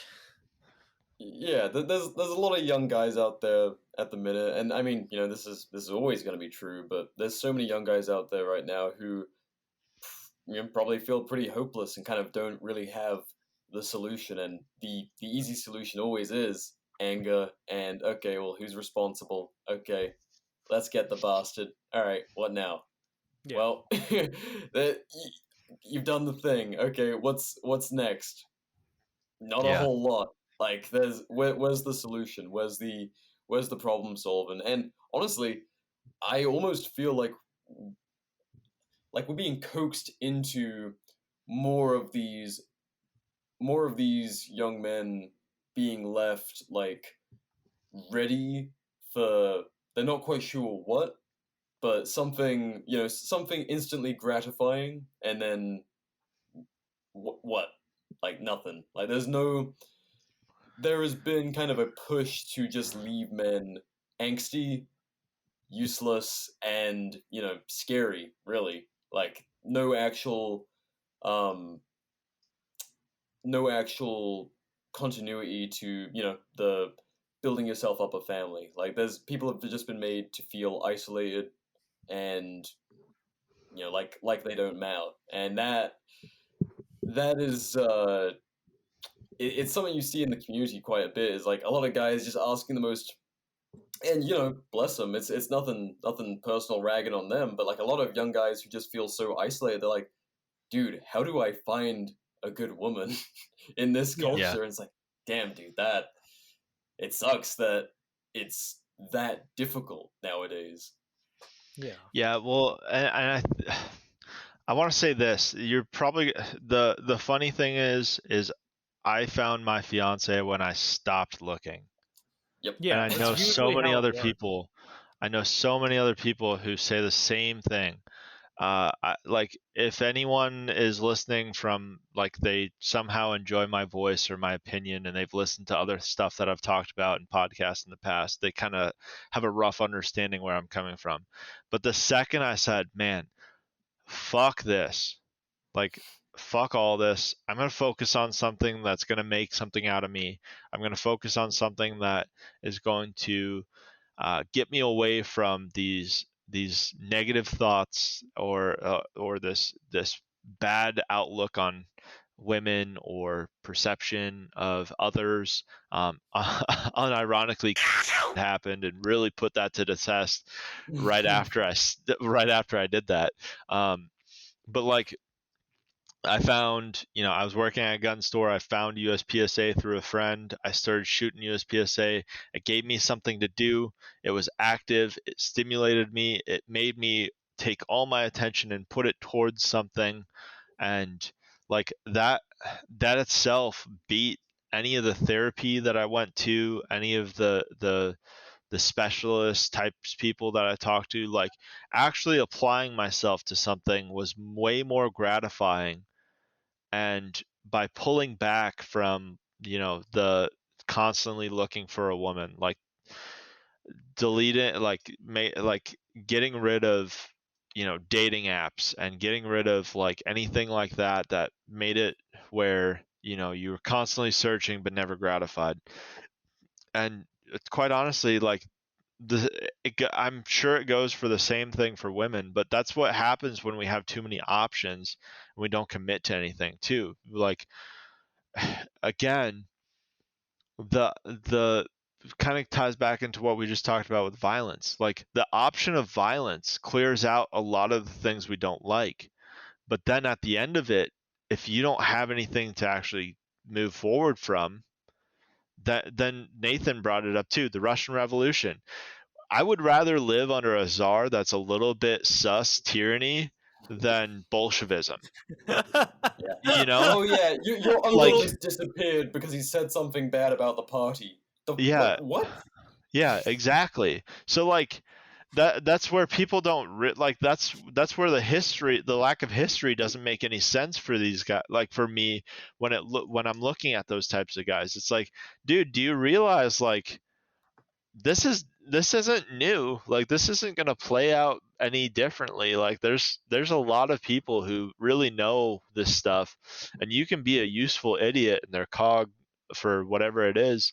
And 2 decades later, you could be living in like 1950s Russia where Stalin is purging half the fucking country. Yeah. It's like, oh, well, when we're in power, my guy, this is a cycle that has been going for a long old time. When we're in power, always turns into, oh, now they're in power. Oh, Yeah. now I'm in the gulag. Nah. Build your Well, own thing.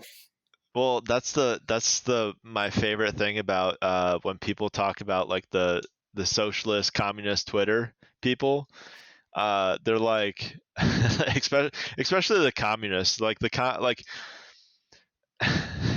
I understand some of the where some people can think that socialism could work, but like generally it works in homogenous countries, which if you are a full-blown diversity freak, like you're not going to have that.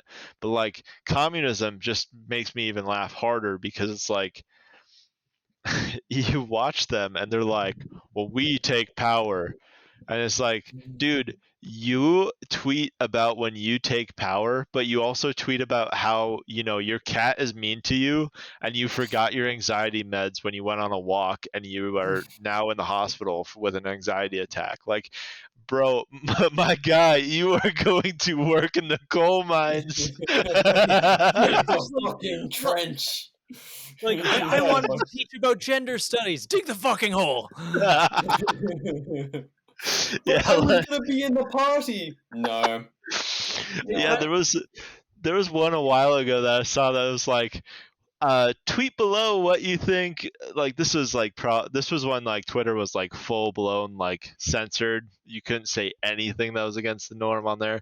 But it's like, tweet below what you think you'll be when we take power type deal, right? And it's like, Yeah. I want to be the head uniform designer. Like, yeah, bro, okay. Yeah, that's gonna happen. Yeah, I'm My sure they're boss gonna was be up really to- interested in that, like in communist furries, like. Yeah. Degenerate. Face the wall. You offer nothing to the people. What? No, it's like, But I helped lead in the revolution. Almost Sorry, every Nathan. violent revolution the last 200 years, possibly further. And, there are exceptions to this, but the Russian Revolution is one of them. Again, Cambodia comes up quite a bit. Cuba is a big one. Immediately, the academics and the politicos are the first on the fucking chopping block as soon as the violent revolution happens. I mean, hell, Pol Pot went as far as killing everyone with glasses, because that meant you were an academic.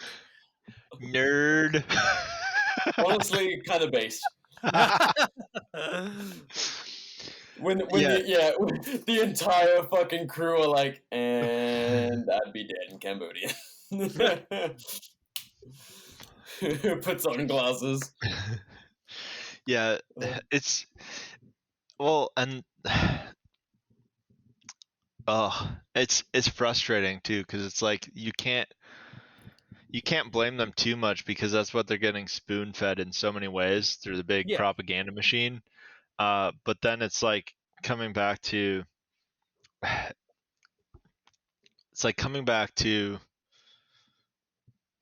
this idea of like de-toothifying essentially like these offices, which is the exact opposite of what so many countries do. Is they give a little bit more, they give a little bit more. Dude, like, you read some of the individual protests of things from the mid 1800s, whether it was pro Civil War, anti Civil War, pro coal mine, anti coal mine, pro railroad, anti railroad.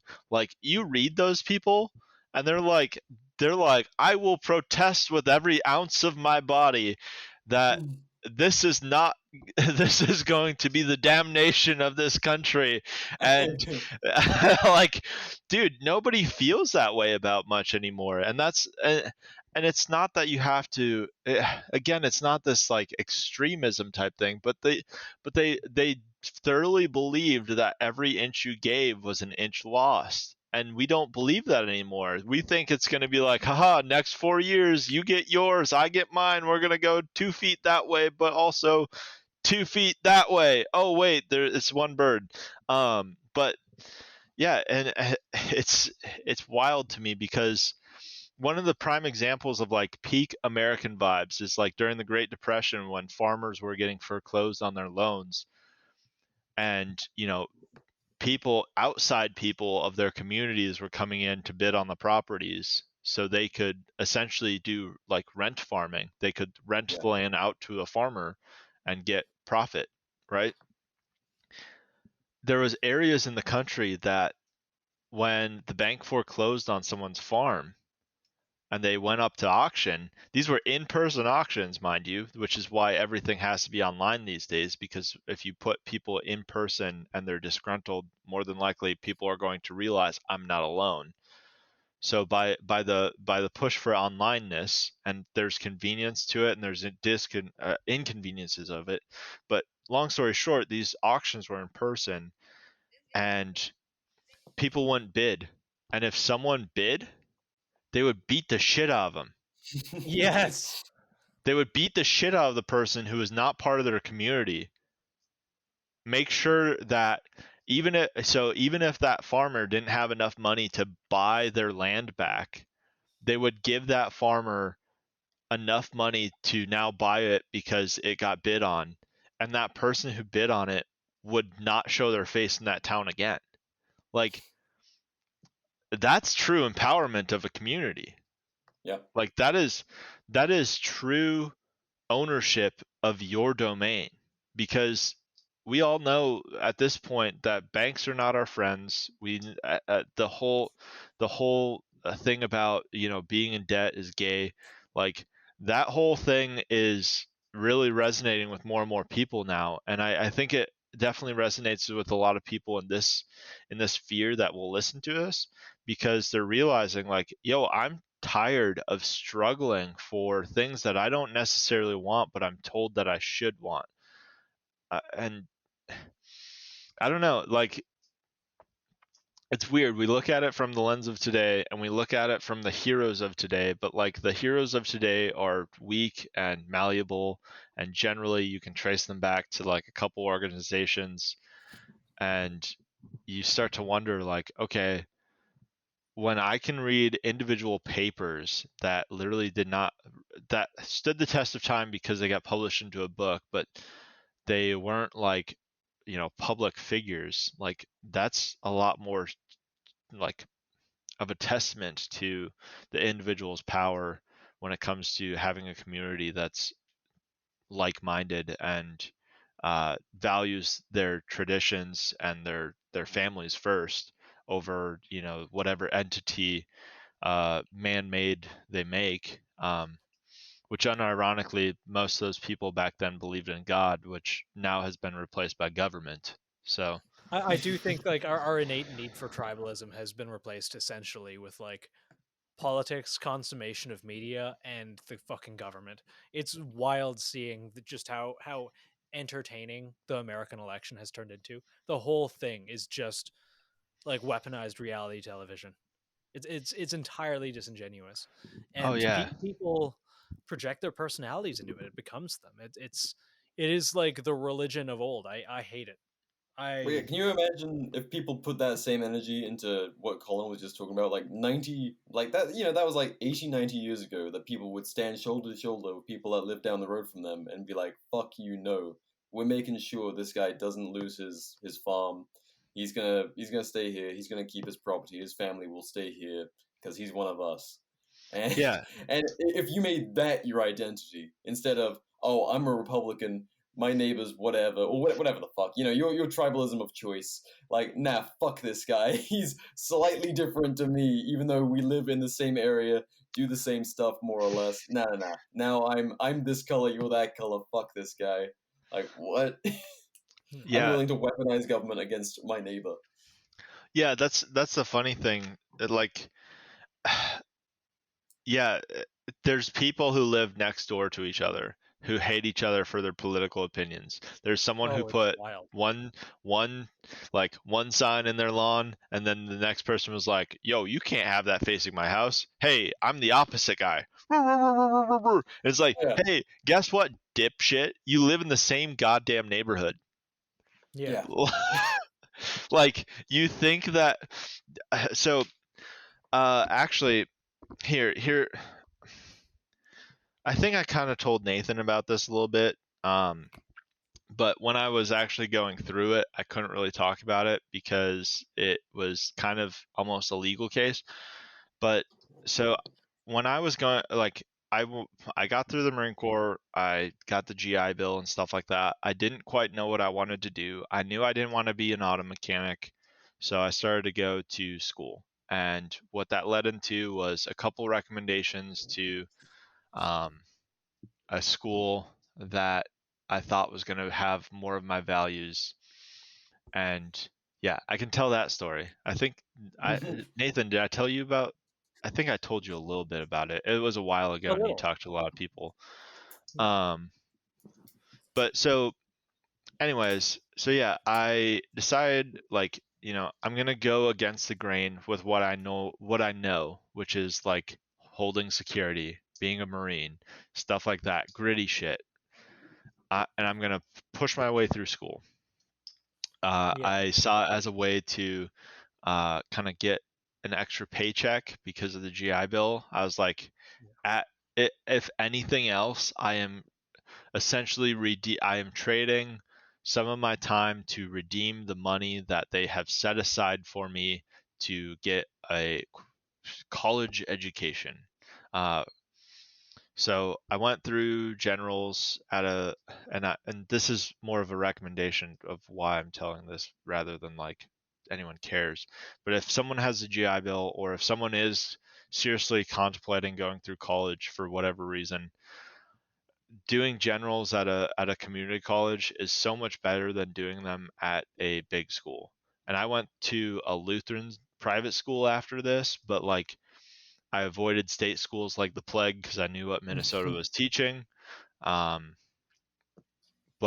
yeah, going through because even if you don't finish your generals at a community college, like I went to a tech school community college that had good transferability, like at least you can afford to pay that stuff off. You're only spending a couple grand each semester, and I'm talking about like 3 to 5. That's more than affordable for most people in most conditions of their life, versus the 12 grand to 12 to 17 grand of the private school per semester that I went to after this. I didn't touch a cent of this.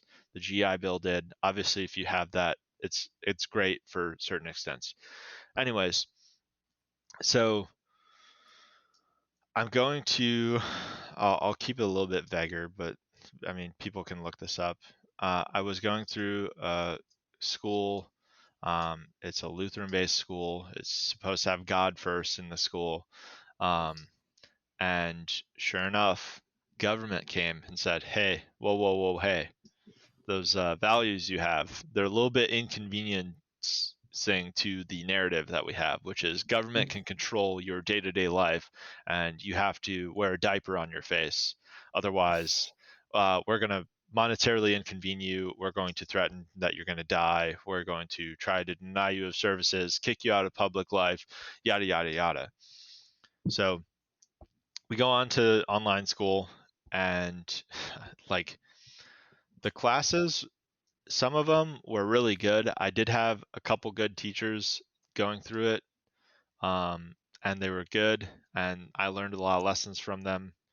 And I had a economics teacher who I had for multiple different other business classes who really kind of taught me a lot more about what I know about money and investing, and the pros and cons of economic systems as a whole. That I don't think there's truly a perfect one, but yeah. So not all of it was in vain, but it rolls around. Oh shit, I said that word. Mute it. But so, because I don't want to get flagged. We'll get it. We'll get it. I'm trying to make one. I think me and Forrest can make it through some because we talk about theological stuff, but I'm trying to make it through one of these without. Anyways. No, you're fine. You're fine. So, so that rolls around, and we go online, and it is just an absolute joke. And I am mid-20s. I am freshly out of the Marine Corps. I've been out of the Marine Corps less than I remember being out of the Marine Corps beforehand, right? Like I don't remember being like an 18-year-old, or I don't remember being a 17-year-old outside of the Marine Corps. Remember being an 18-year-old inside the Marine Corps, and that was the past 5 years of my life. So I'm in my almost mid-20s, and I'm watching these kids who I know how I felt back then. I was lost. I was looking for anyone who would offer any sort of directionable advice that came from a sound place, right? And some people see it in school, and they think like, okay, this person is teaching, they know what they're talking about, they've studied this thing, they know this thing inside and out, so therefore they must have some sort of establishment to them. And man, some of those people, so like some of the quote unquote professors, you could tell that once their whole like norm of academia fell apart and they had to go online, they had no idea how to regulate themselves. They needed an institution to essentially tell them when to show up, how to do their job. They needed people to actually like physically see what they were doing in order to be held accountable. So when we got online, their classes just turned into absolute like gobbledygook. It was just garbage. But no college, I believe, in all of America gave any of these kids a break on their tuition. They paid Oh, full hell no. tuition to get nothing for at least a semester, if not two, depending upon, if not more, depending upon where they were going to school. So I get back and I'm pissed off. I'm like, yo, that was garbage. I've been a leader before, and I wish that if I was ever like that in any of my leadership positions, and nobody told me about like, because some of the best critiques as you can get as a leader is getting told you suck at something, because then Yep. you're like, no, I don't, and then you're like, oh yeah, I do. So like you can be cognitively like unaware how bad you are at something until someone brings it up. And yeah, we got back and I was like, yo, these past 2 semesters, you robbed these kids. I said this in person. And I'm not trying to Oh, yeah. I'm not trying to puff my chest here, but I didn't give a fuck. I literally felt so fucking terrible for these kids, because I'm thinking about who I got to look up to when I was in the Marines at that age. I got to look up to people who went through Ramadi. I got to look up to people who went to Fallujah. They did all the shit that I hoped that I could amount to someday if I was called to do it, right? And these kids are looking at these teachers thinking that they're there to help them be successful in their life. And they get told that life's really freaking hard. And it's best if we just pump the brakes and take it really easy and make sure you don't like go by your grandma. Make sure you don't have any loved ones around you. Make sure you isolate yourself, right? I was pissed because they're in their prime of setting up their life and they're getting told to do the exact fucking opposite. Yep. And so I battled with the school multiple times. The state had lifted the diaper mandate. They reinstated it in the city that the school was in. The school then lifted it when the city lifted it, but then a semester came where the school wanted to put it in because the city was kind of pressuring them to do it, but they weren't really. I read into it more. The city said you should, right? They were like, you should do this if you're congregating in large populations. So the school took it upon themselves to take all the values that their mission statement said, throw those aside, throw all the biblical values, throw those aside. Those are inconvenience right now. We're going to reinstate it. So, but this time there was a clause, and the clause was if you had a exemption, you could essentially sign this piece of paper that said like so and so is exempt for whether it was religious reasons or medical reasons or whatever, right? You had to write in why, and they were pretty much approving them at the rapid rate because they knew they legally couldn't enforce them. They knew that they didn't have the legal standpoint to reinforce that those rulings anymore. And I refused to sign that because I read the full paper, right? I didn't see it as just taking that off, right? And I was wearing it like under my chin most of the day, like if I had it on so I could attend, because I was like, look, I'm not getting cheated out of my GI Bill. I'm gonna go, but like I'm not gonna play the game. I'm gonna just act like this doesn't even exist. And they eventually would back off of it. But anyways, the form said, if you sign this, you are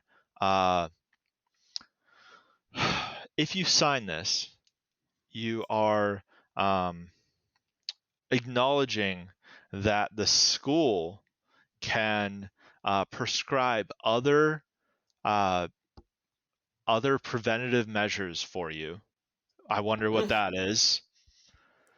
And they can also ask for your medical history. Essentially, they were saying like, and we can also Open access. yeah, they're pretty much just saying, hey, yeah, you don't have to wear the diaper that we know we can enforce, but we're also going to make sure that if it flips the other way, like we're kind of enforcing right now, if it flips the other way and you're too resistant, we can essentially kick you out of the school. We can do all these nasty things to you, but don't worry, like it's all for your own good because you don't know what you're talking about, right? Um, and I didn't have really any other teachers who were giving me any grief, like outside of one. I had one teacher who is the most snaky person I've ever met. And I have no respect for her. And if she was ever to stumble upon this, I would be glad because I wish I could tell her this again to her face because I know that I was right. And it's not out of spite, but it's out of the fact that I stood my ground when she tried to weasel me like I was a naive young 18-year-old. And she was doing this to young 18-year-olds who ended up getting something that they never needed to get. They subjugated themselves to things that were not necessary for their livelihood or for them to live another day, right? We can all fill in the blanks there. And she weaseled these kids out of her position of authority to make them feel guilty for feeling other ways. And she tried this with me. I read the form. I did not sign the form. Thankfully, since I was teaching some classes, firearms classes, I was doing a lot of training back then when I still worked behind the counter. I had met a lawyer who was also kind of tired of the narrative. And I'm sitting there wondering, what the hell am I going to do? I am so close to graduating. I've done all this time. I, at this point, just want to get it over with, right? I don't want to like take a year off and then come back to it when they waive all this stuff. I'm already enrolled. I don't want to go through that process again, yada, yada, yada. This lady gave me hell every single day I showed up to class. You better put that on. You better put that on. She tried to embarrass me in front of the class. And I was like, okay, whatever. Like, ma'am, I've been threatened to be NJP'd and like thrown in the brig and stuff like that. Like, you do not intimidate me. Like, I do not care. Like, you could say whatever you want. You don't scare me. And she finally gets to the point where she shows her cards. She asks me to stay behind after class. She tells me that she's part of the response team. Hachu. So she tells me that. And so now I see all of her cards and I've realized that if she can't enforce this, she has a really bad time.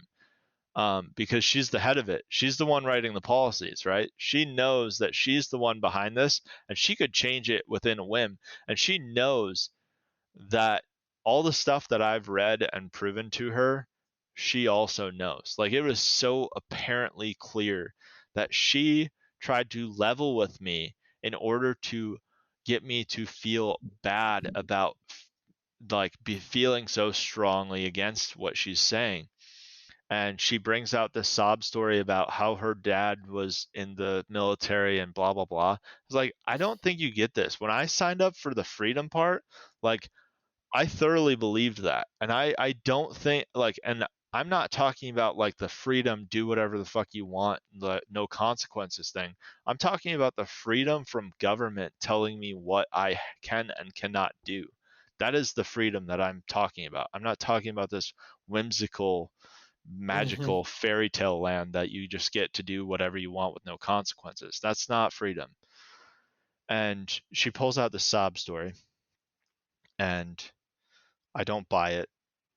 She talks about how I'm supposed to level with her because she knows a veteran. Cool. I know a lot of that. I know a lot of them too. Like, cool story.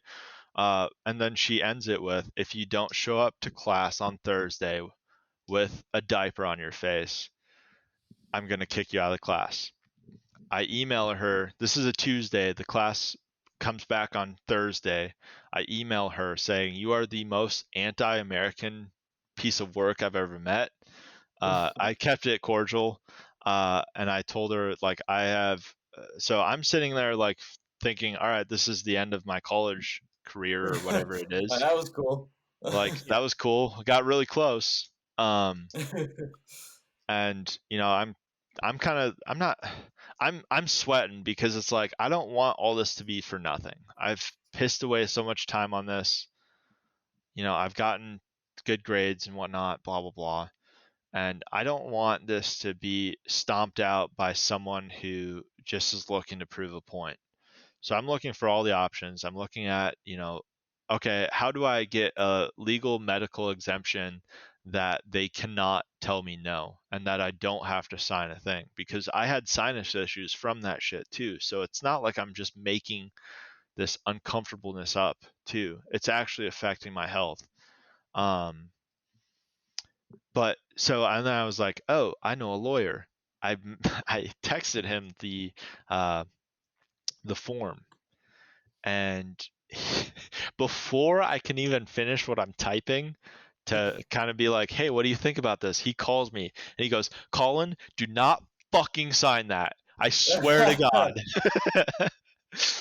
And this is where the cool part is like this is where what we've been talking about kind of has played out in my life by being a part of a community, by being active out there in the world.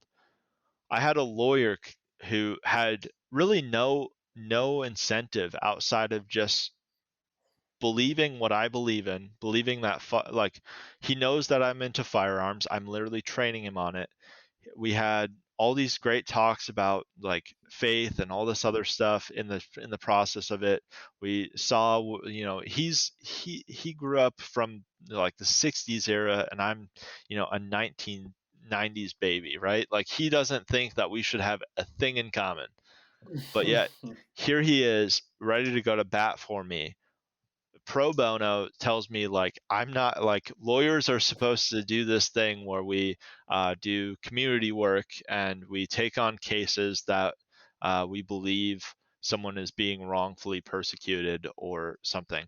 And he did it. I email her that he had called me, and then she follows up that same night.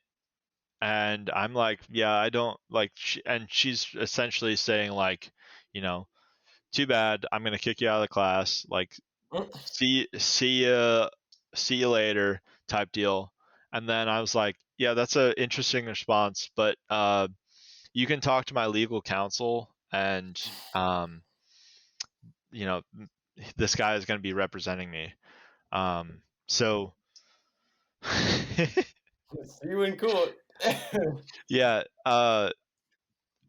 So I know I've been going. This is a long-winded story, but I'm trying to tell it as accurately as possible and not making it sound like I'm just this, superhero type deal, because I'm not. It was literally someone else stepping in for me that had the qualifications to do so, that essentially made this story what it is, which is I won't say his name because legal world is dumb. But he truly came to step up to bat for me when I didn't have really anything to offer to him. He was paying to come to my classes. My classes were just regular firearms classes. He enjoyed them. He thought they were cool. He thought, he was gaining proficiency of firearms through them, and that was enough value for him to realize that he wanted to go to bat for me. So yeah, I attach his info to the emails. I tell her I will not be speaking to you anymore outside of class. You can talk to me during class time. You can talk to me about class pertaining things. And this is all under his legal advice. He told me, like, obviously you need to take this class. Like, you can't really like get around the fact that this is a requirement. But legally, if you are seeking legal counsel between you and a disagreement between her on these policies, she cannot talk to you about these policies without going to me. So That's incredible. so she tries to bypass his email, says, I do not have to talk to your legal counsel. And I forward that to him, and he goes, excuse me, but Collin has sought legal counsel on this matter, and I will be reaching out to the school to follow up with the legal repercussions of this action. As per my previous email. Yeah, it was literally the best as per my previous email that I've ever seen. Putting it all out there on the desk. Hell yeah. Yeah. So he does the as per my last email. And Thursday rolls around. Like, this all transpires over Tuesday night and Wednesday. Thursday rolls around, the day that she's going to kick me out of this class. And sure enough, it's fall semester, right? So it's like early fall semester. This is only like 3 or 4 weeks into the school year. So it's only like late September. The weather outside is still pretty nice. They have some canopy things to have as an option for teachers to have their classes outside, so you can get some fresh air and blah blah blah. Everyone's waiting in the hallway in the school with their diapers on their face. I'm not. She shows up 15 minutes late, and she's like, oh, you guys must not have seen my email. Class is outside. Guess what you don't have to do outside? Wear the thing. Yeah. You don't have to wear a face diaper outside. And thank God it was windy as shit that day. So she's trying to give a presentation. She can't raise her voice. Papers are flying over like left and right. Everyone's losing their shit outside. Like all their papers are blowing away, and nobody can hear her. And I just see a bunch of kids going, like, looking at each other, and they're like, why the hell are we out here? And I'm just sitting in the way back, like, just milking every single moment of this, laughing, because I'm like, I know why we're out here. You just wanted to capitulate. So, something else is happening entirely unrelated to what's going on with you. Yeah, so we have class outside on Thursday. On Friday or Monday we get I have this stuff blurred and I can send it to you guys. It's quite funny. I'm trying to keep the names out of it because I'm not trying to be spiteful, but I'm just trying to tell people an experience that I lived through.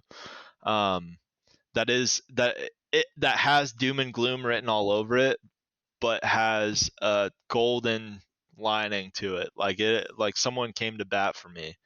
But the emails were quite comical. It was some of the best reading that I've ever done. So we get an email back the next like couple days of this transpiring, and funny enough, when you go through business school, they teach you how to read legal documents. Like you do. I had a whole class of like business legal, and they taught me how to read like court case stuff, like why the trial went on and blah blah blah. We get an email back, and it's from a lawyer in Minneapolis, and he goes, I'm going to be representing so and so was her name. And I was like, bing, wait a minute, hold on, if this was against the school, it would say Collin Underdahl v. School. And I read the email, I text my lawyer, and I go, wait a minute, they taught me this. If I'm not mistaken, if he was representing the school, he would be saying on behalf of the school, right? And he goes, yes. And I was like, what does this mean? They didn't teach me this far. Right. Okay, I'm doing good so far, but I got nothing else. So she's suing you on her own. The case is I'm the plaintiff, essentially. Yeah. She will be the defendant in that thing. But yeah, so she didn't have the backing of the school. The school, even though it was the school policy I was fighting, when it came time for them to stand up for her, the institution left her hanging dry, which was amazing. Because then I go, like I said, I was like, I know what that means, but like, what does this mean? Like, what's the next move? Like, I will gladly sue this bitch. Like, like even if it costs me money at this point, I would be gladly to sue her and see, like, let's try and recoup my GI Bill, like twofold, right? Like, this is the petty me coming out. Like, this is the spiteful me coming out because I'm just getting tired of it, and I would love to put this lady out of a job because I thoroughly think she's twisting the minds of young individuals who have better things ahead of them. Yeah, petty tyrants do not need to be role models. Yeah. So, and he's like, nope, like, he did everything I want. Like, he did everything great, right? I have no resentment. I don't care that I didn't go win a landslide lawsuit. But Yeah, it's a pity because if the school did get named as the defendant, there's a lot more money there. oh yeah, Significantly. yeah. Suing the school kind of money, that's bank. Oh, that's why they kicked all that stuff under the rug so quickly. They're like, all right, so let's talk about forgiveness. Yeah. Yep. Okay. Yeah, and funny enough, all the policies that were affecting me in that got rolled over that next Monday. Like I was like, hey, what are we gonna do? And he's like, we're just gonna wait. Like he's like, she's not gonna pursue you because she knows she's wrong, and now she's hung it, like she's exposed, like she's Lost hung in the out to wind. dry. The school literally hung her out to dry, which is wild because she probably had full faith that the school was going to back her because of her position. I have tenure. I can say whatever I want. Yeah. George Washington was a black lesbian. So you ever seen that? It's Yeah. 22 Jump Street, yeah. I don't think I have, but one of the few jokes from Patton Oswalt or whatever I can stomach, but yeah, dude, that's the way you don't let the institutions just crush you, and that's I mean, community, right? Like you would never have come across that guy unless you were plugged into that. So yeah, I love that. I've met more people in weirder situations doing gun stuff than most other things. It is a wonderful way to meet people. No, it's because a whole lot of weirdos from all over the place are into this stuff, and it's great. Yeah, and it was one of the few things that, out of all the doom and gloom and all the weird shit that was going on during those times, like I mentioned before, thankfully I met Carrie right before this, so like I had a sound woman, when I'm frantically laughing. I'm frantically laughing behind my computer. I'm like, it's all fucked. It's all fucked. It's all like I'm just like losing my mind. I just read an article that like completely swept everything I knew like out from under me. Any solid foundation. I'm like, it's all fucked. And she's like, yeah, it is, but like I still love you. I'm like, well, shit. Never mind. All right, maybe we can salvage something. Well, okay, yeah, I love you too. Okay, well, what are we gonna do about it? Oh, well, good question. I don't know. That far. I didn't get that far. I just knew that was fucked.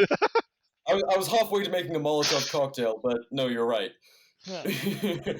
Solutions.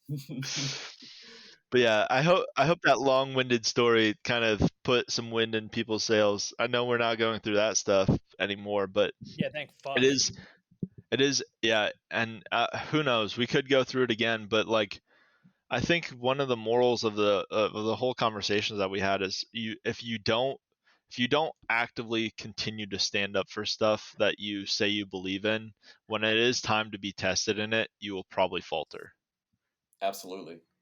There is nothing more important than actually not just having morals, but acting out those morals and finding other people who also stand by them and believe in building and being doers instead of just sayers.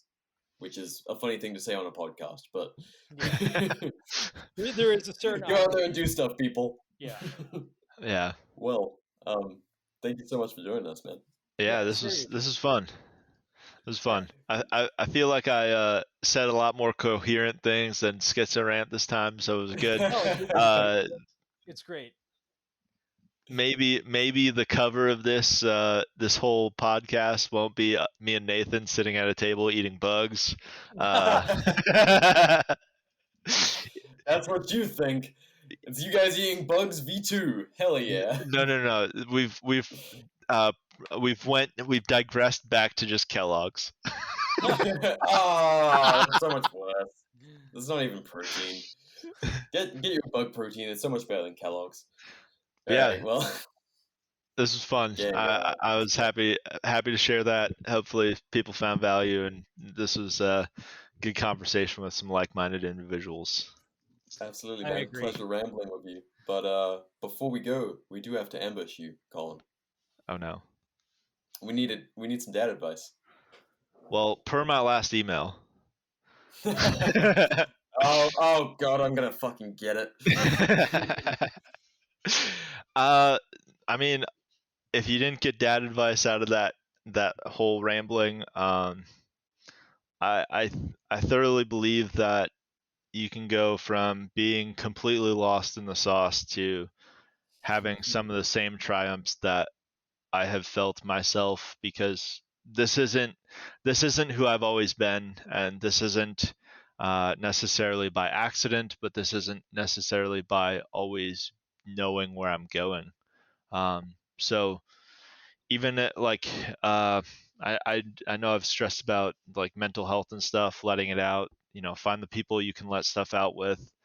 Find the people you can have these weird rants with and not be judged for, because ultimately you gotta take care of yourself in different ways, and going down weird anti-social, anti-people rabbit holes will only make you feel less of a person. And when you feel like life is not precious and you feel like your own life is not precious, well, nothing is precious in your life. So Oh, very well said. We're social creatures. You gotta live in hope, and you gotta be pushing towards better things instead of wallowing. I agree. Oh yeah. Well, once again, thank you so much, Colin. We'll have all your links and such in the description. Anything you need to show before we head out? no. No, I'm good. Hell yeah. Alright, awesome. Right. Well, check out Colin if you haven't already. Otherwise, thank you people for listening, and Okay, bye.